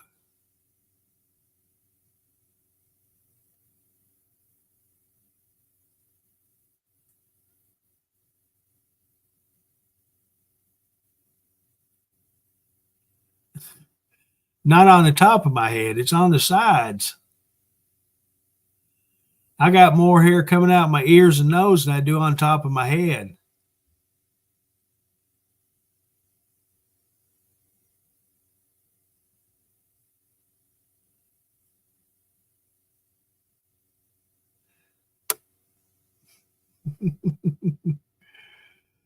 Oh, me.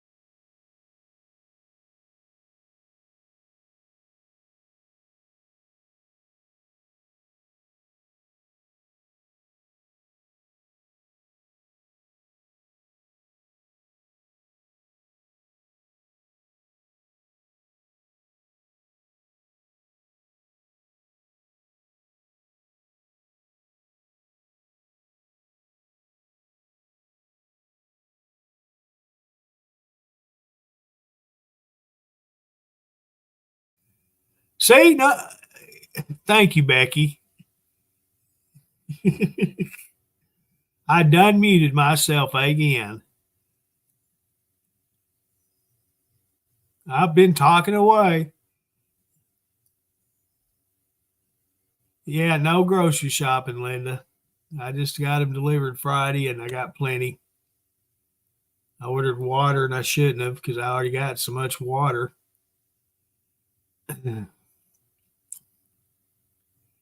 And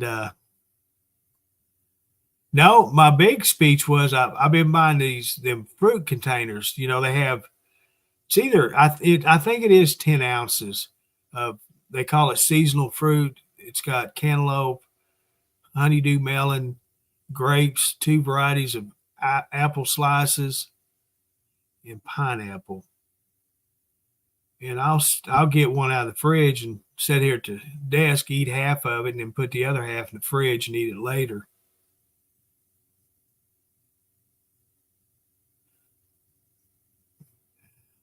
Yeah, I got that big old knot on my head. It's gotten big through the years. I need to get that checked out.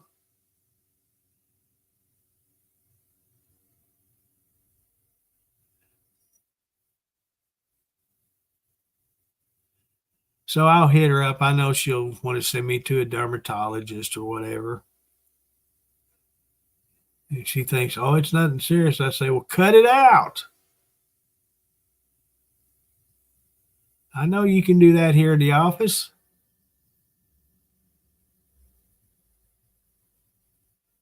It ain't like you doing brain surgery or anything. Get off your high horse and do something. Quit telling me to eat all these vegetables.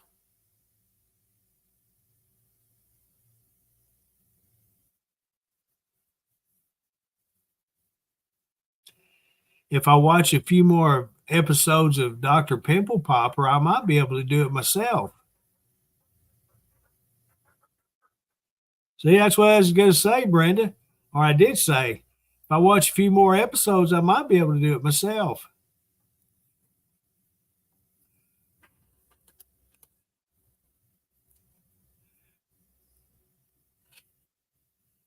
Well, we had talked about that program, and then I was watching it, and I was watching it quite a bit. And what I did was I found it on my 24-hour listings, and I just watched so many episodes. I mean, just one right after the other for a week. And the last ones I watched, it turned back to being gross. So I had to quit watching it. I mean, I seen so much that I didn't really want to see that I began to having dreams about it. So that right there tells me you need to quit watching it. Well, actually, I could probably sit here and watch an episode, but not just one right after the other again. Because I watched it faithfully for a whole week. There were so many of them that I seen over and over because when you got the TV on 24 hours, 7 days a week, you're going to see a lot of episodes, and that's what happened to me.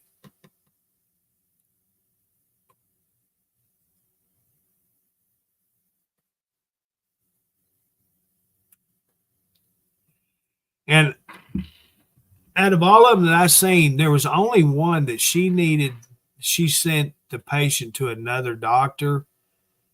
And that was only because of where the growth was at. I think it was in the patient's face or side of the head somewhere. And she didn't want to risk damaging any of the nerves in the person's face. And so she referred him to that person. I don't even know if it was male or female, but she referred him to another doctor and he did it, but she was there to watch the procedure being done. But other than that, she did them all herself according to the program.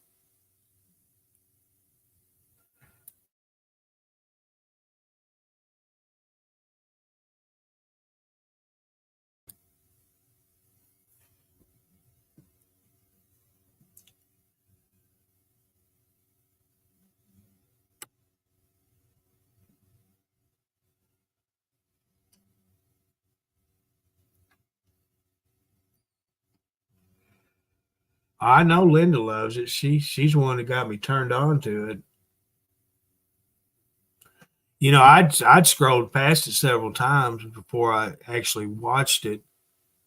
And every time I'd scroll across it, it was right there doing it.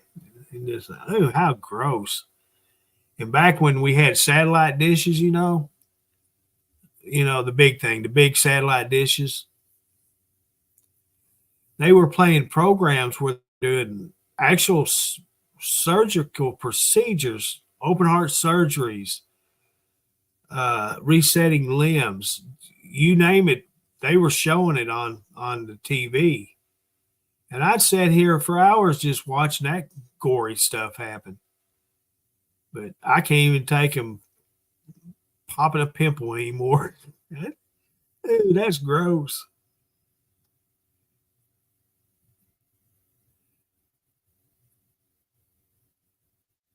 But the things they get out of them pimples, right? Holy crap, that was in their body. And good and well, it had to have been there for a long time. It wasn't something that just popped up overnight. These people have been living their lives with these growths on them for years.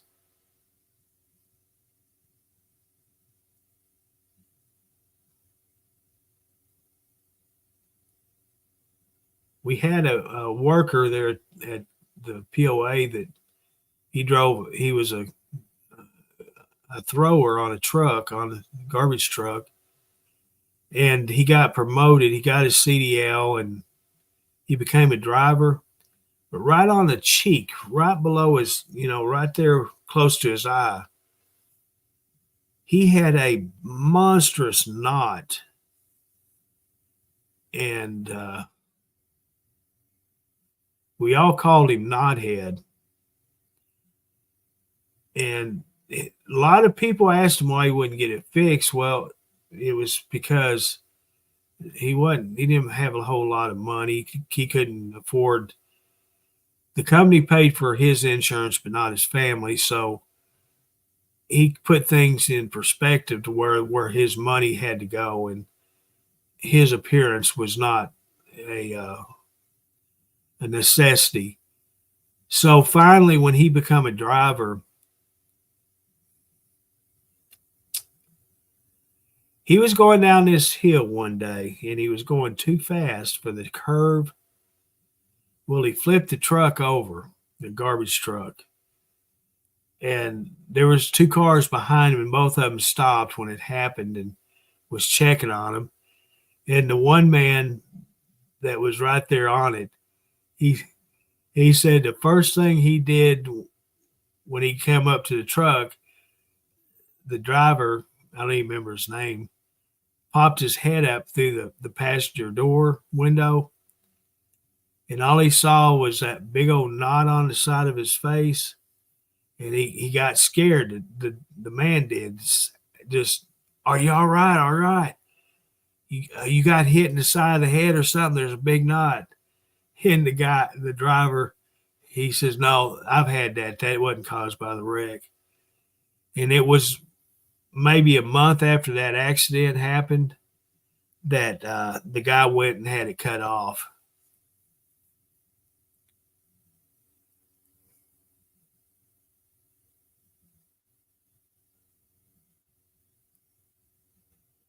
And that's what I'm saying too. Why wait? And like I said, it started out with, I'm talking a little bitty bump on my head. It's a knot from where I hit my head right on the bucket of that dump backhoe.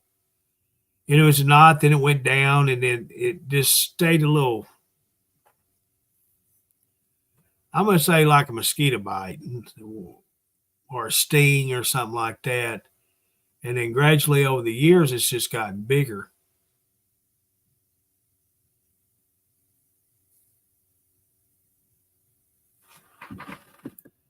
So it's better to get it taken care of now than wait till it gets the size of an apple.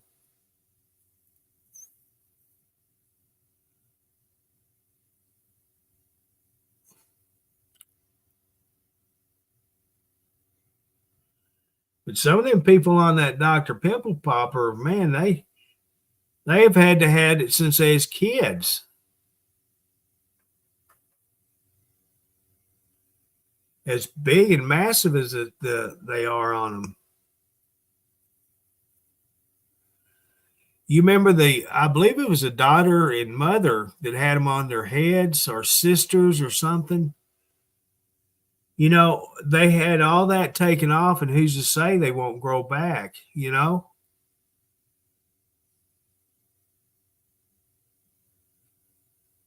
Something had to have caused it.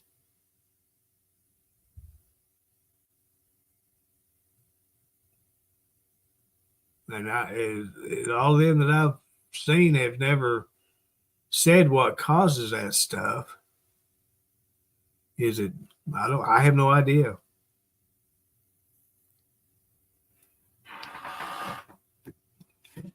You know, pimples pop and boils pop. Why don't they pop?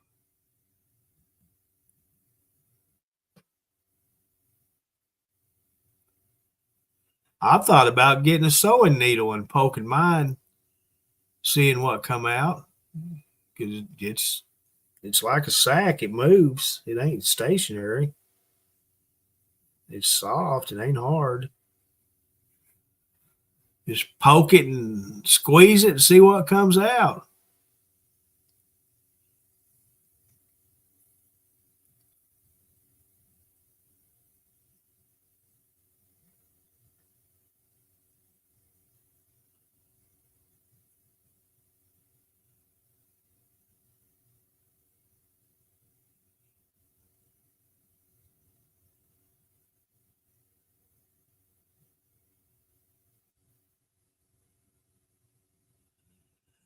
Oh, toenail doctor. I don't even like to look at my own toenails, and I'll be damned if I look at somebody else's.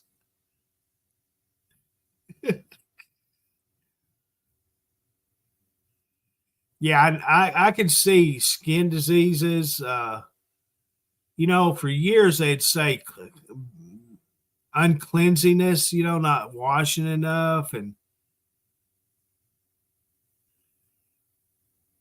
but that's kind of been proven that doesn't cause that type of issue.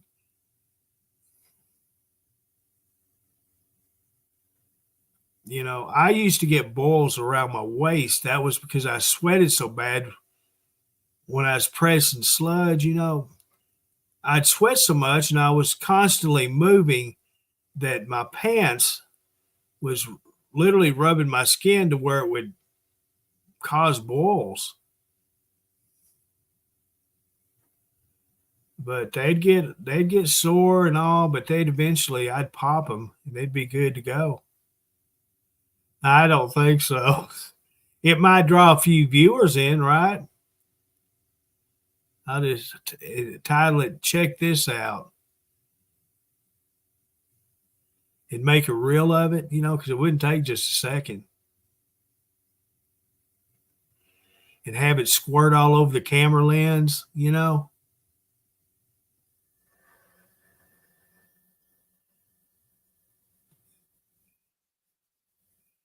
Well, that's possible too, but the way it looks, I might gain a few thousand, you know. We live in a sick world, Irene. We really do, because people rather watch stuff like that than they would things what we do. Isn't that's the way it is. And someone made the comment on on a stream the other morning. I don't remember if it's Dennis's or Adrian's, but they said, and I'm going to quote them, even though I don't remember who it was, it's not the amount of viewers, it's the quality of viewers. And that's the truth. It's not how many, it's who they are.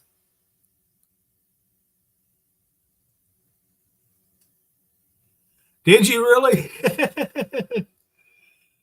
Well, I'm going to tell you, there's a whole lot worse out there to see than her.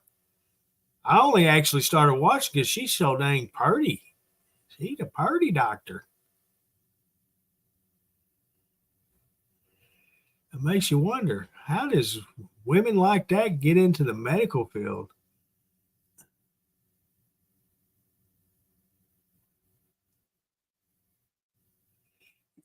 No, I ain't gonna say it. Yeah, I've had a lot of friends here that had become nurses, and yeah, they're really pretty. Crap. Oh, man.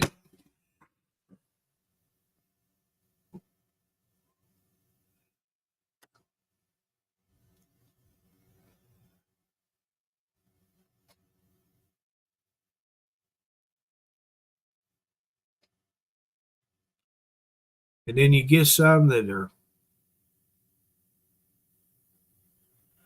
makes you wonder, are they going to hurt me? Are they going to hurt that person?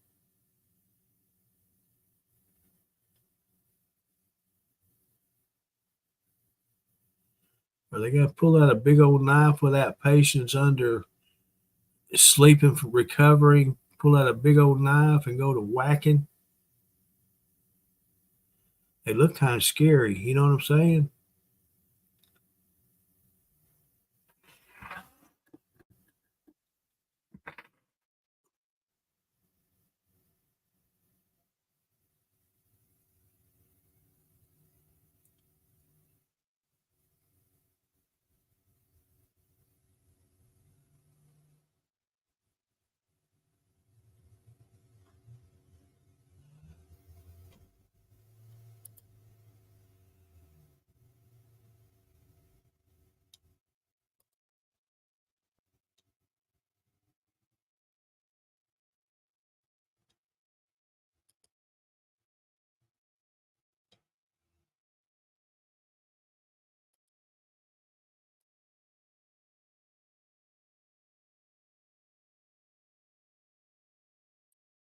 Well, whatever she is, Linda, she sure wears it well.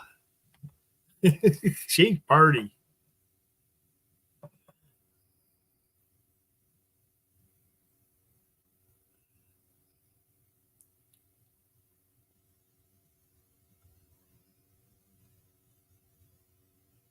What? What do you want? Huh?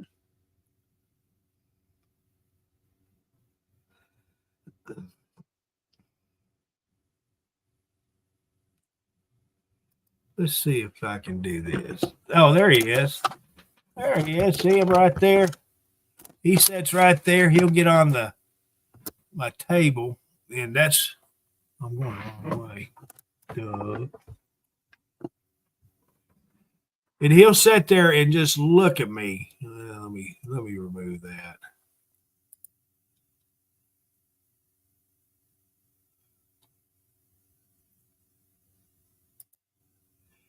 See, he just sits there like that. And he'll sit there for a couple of hours just flat out looking at me.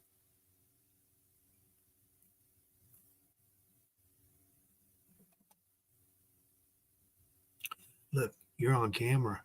See, you're on camera. Look. That's you. See, that's you.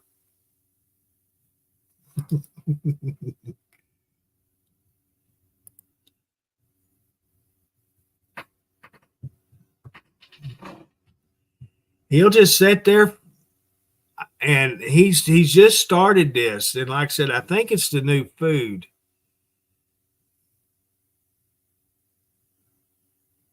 Yeah, you don't like your food, do you? Well, I just seen you eating it. Does he?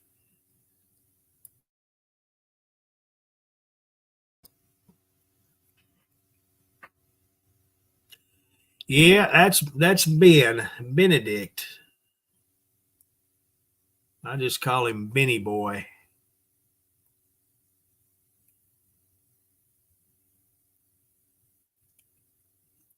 He'll sit here and look at me, and he'll get tired, then he'll lay down.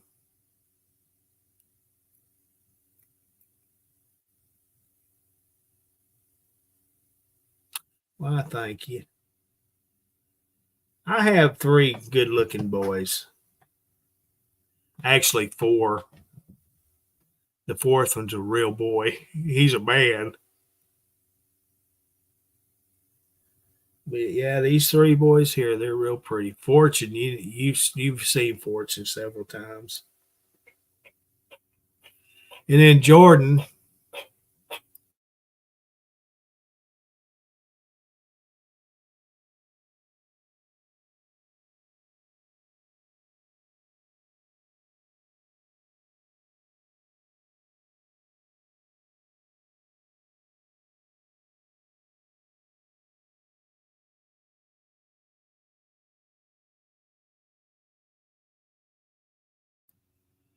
Well, it looks like I will be getting the other cat food out and give it to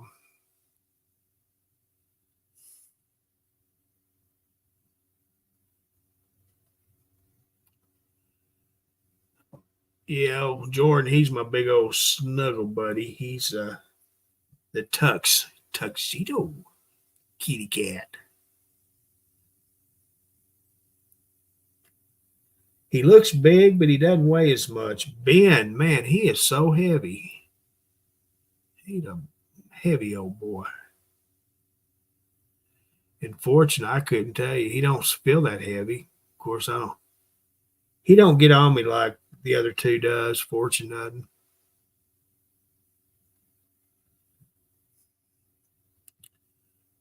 This morning's first time he even touched me for a few weeks now. He's kind of like me. He's kind of moody, you know. Don't touch me kind of deal. If he's laying on his pizza box sleeping, I'll go to him and start petting him, and he likes that. But then all of a sudden it's like, whoa, wait, what's he doing to me? And he wakes up, and that's the end of it. Oh, watch out there. Be careful, be safe. I know our last thunderstorm wasn't too good. It was a bad one. I had limbs flying through the air, hitting the top of my trailer. I was hearing some noise, and I didn't know what it was. I thought it was a car or something, and turned the TV volume off and turned the air conditioner off, and there's a wind blowing. That wind was really blowing hard. And all of a sudden, the trees started hitting it, or the limbs. So I stood at attention until it was all over with.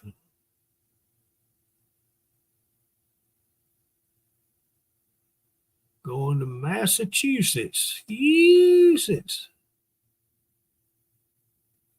going today?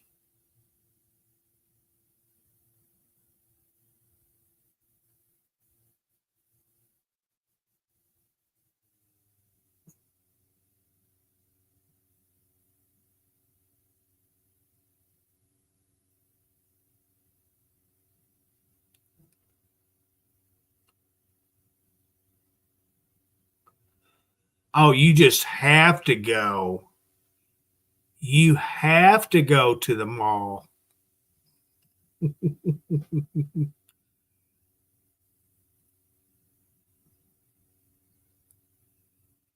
Somebody forcing you to go to the mall?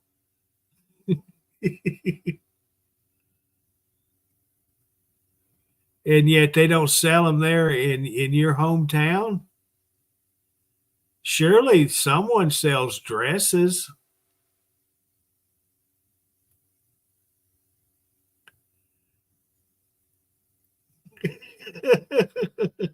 That's funny. I've got to go to Walmart and pick up me a box of ding dongs. I have to.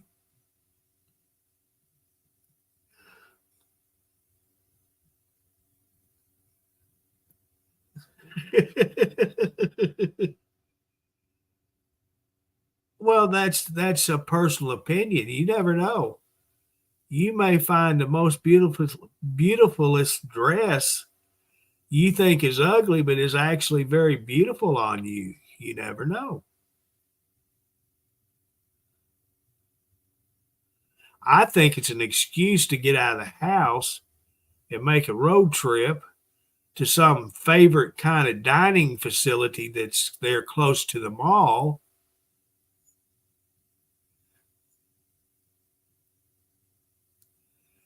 No, you didn't. No, you didn't. Yeah, it's got to be an eating establishment that you have to go to. It's not the dress.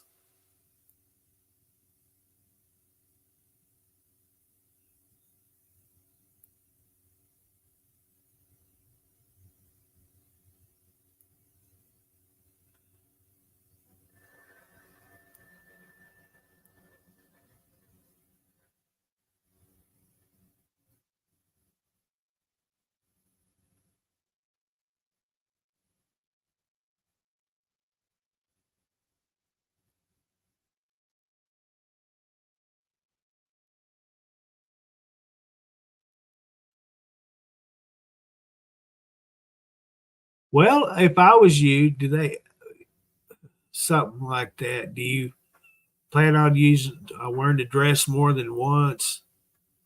Kind of like tuxedo shop. You go rent one for a few nights and then return it. But if you plan on wearing it more than once, yeah.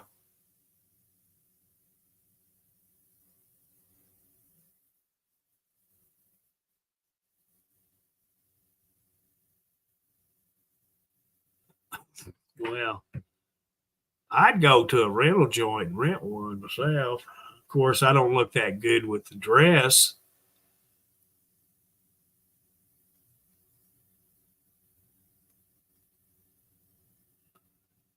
What you ought to do is buy you a pair of old denim overalls and wear that. Get you a plaid shirt, long sleeve shirt, roll the sleeves up, put them overalls on, and get you an old straw hat with a corn cob pipe and show up to the wedding. Well, hey Valerie, how are you doing? I'm doing good. Long time no see.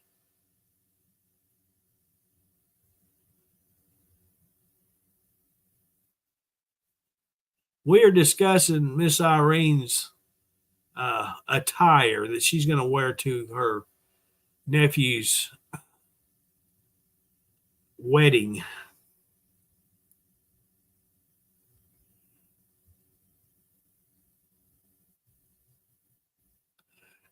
You already got that on hand, don't you? You doing good. I'm glad to hear it. You've already got all the attire on hand.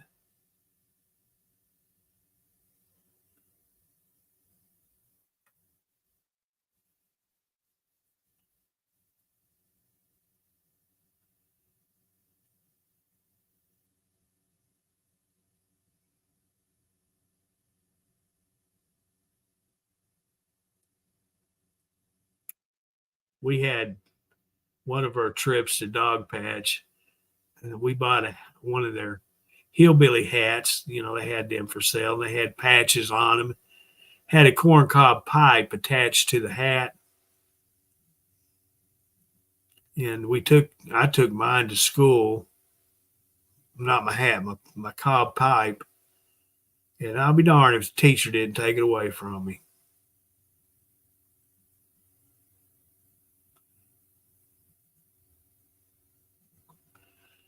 Never got it back either. That old hussy. I think she's smoking it to this day.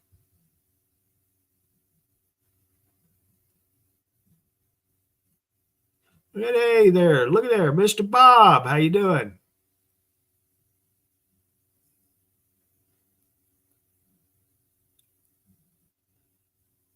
I know she is.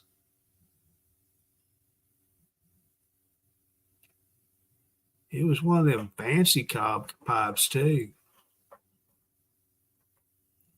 Had that new and improved straw on it, you know.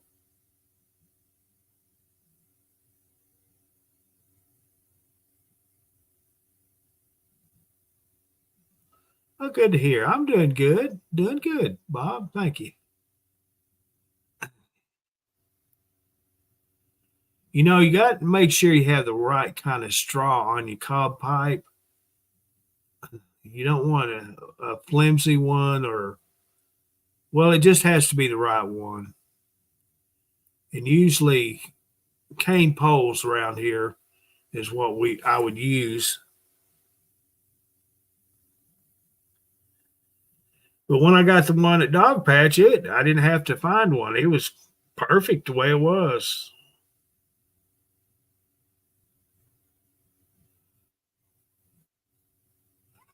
Three hours to say goodbye. You sound like me now, and I ain't no Italian.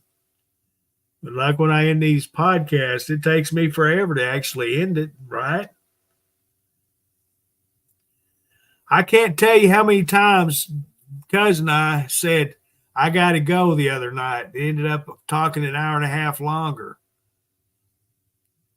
We both were saying it. I've got to go. I got this or that. Yeah, oh, by the way.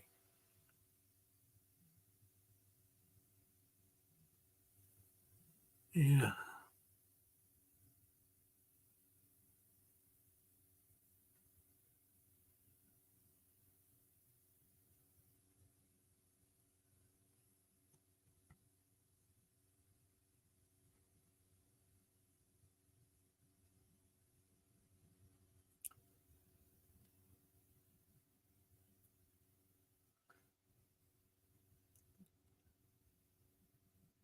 Oh, man, it is getting hot in here.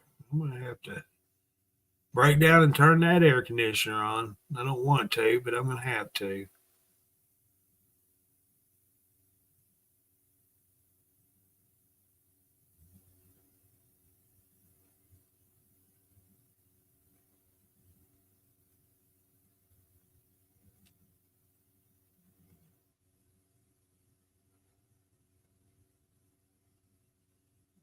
I guess I missed that, Margaret.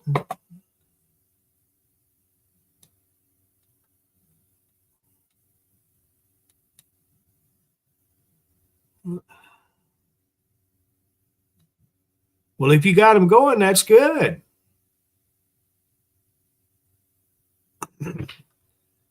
I posted a new picture on my class page on Facebook. You know, I've been being involved in it quite a bit. So I posted a new picture, and one of the ladies in there that I graduated with, she said, your picture's fuzzy. Looks like I took your picture.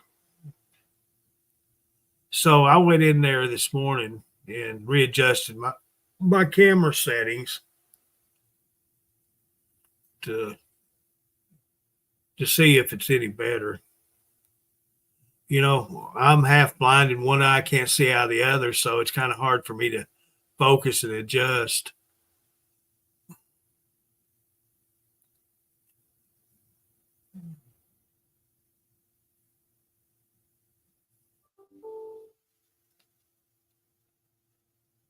Is that all it took?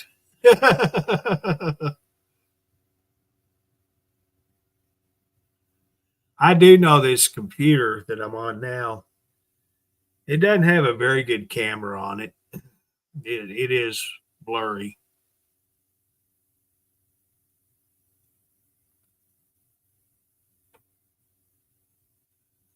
I've thought many a times getting one of them streaming cameras, they got. But I thought, nah, ain't no need to spend any more money on this stuff.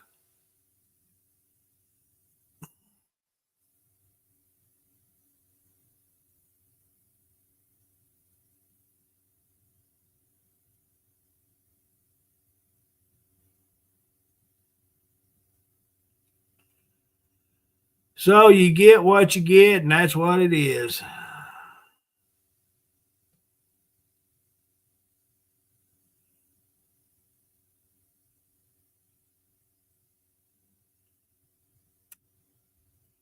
All right, Roy. Well, take care of yourself and be safe out there. We'll talk at you again.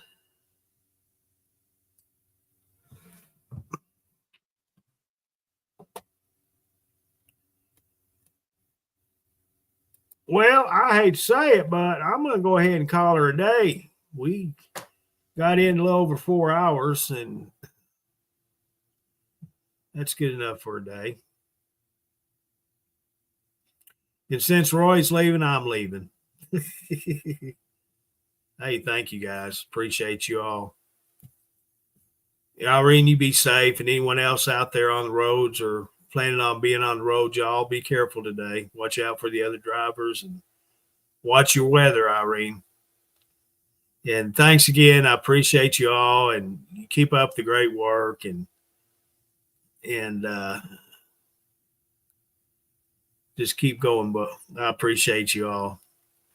I'll see you guys later. See you.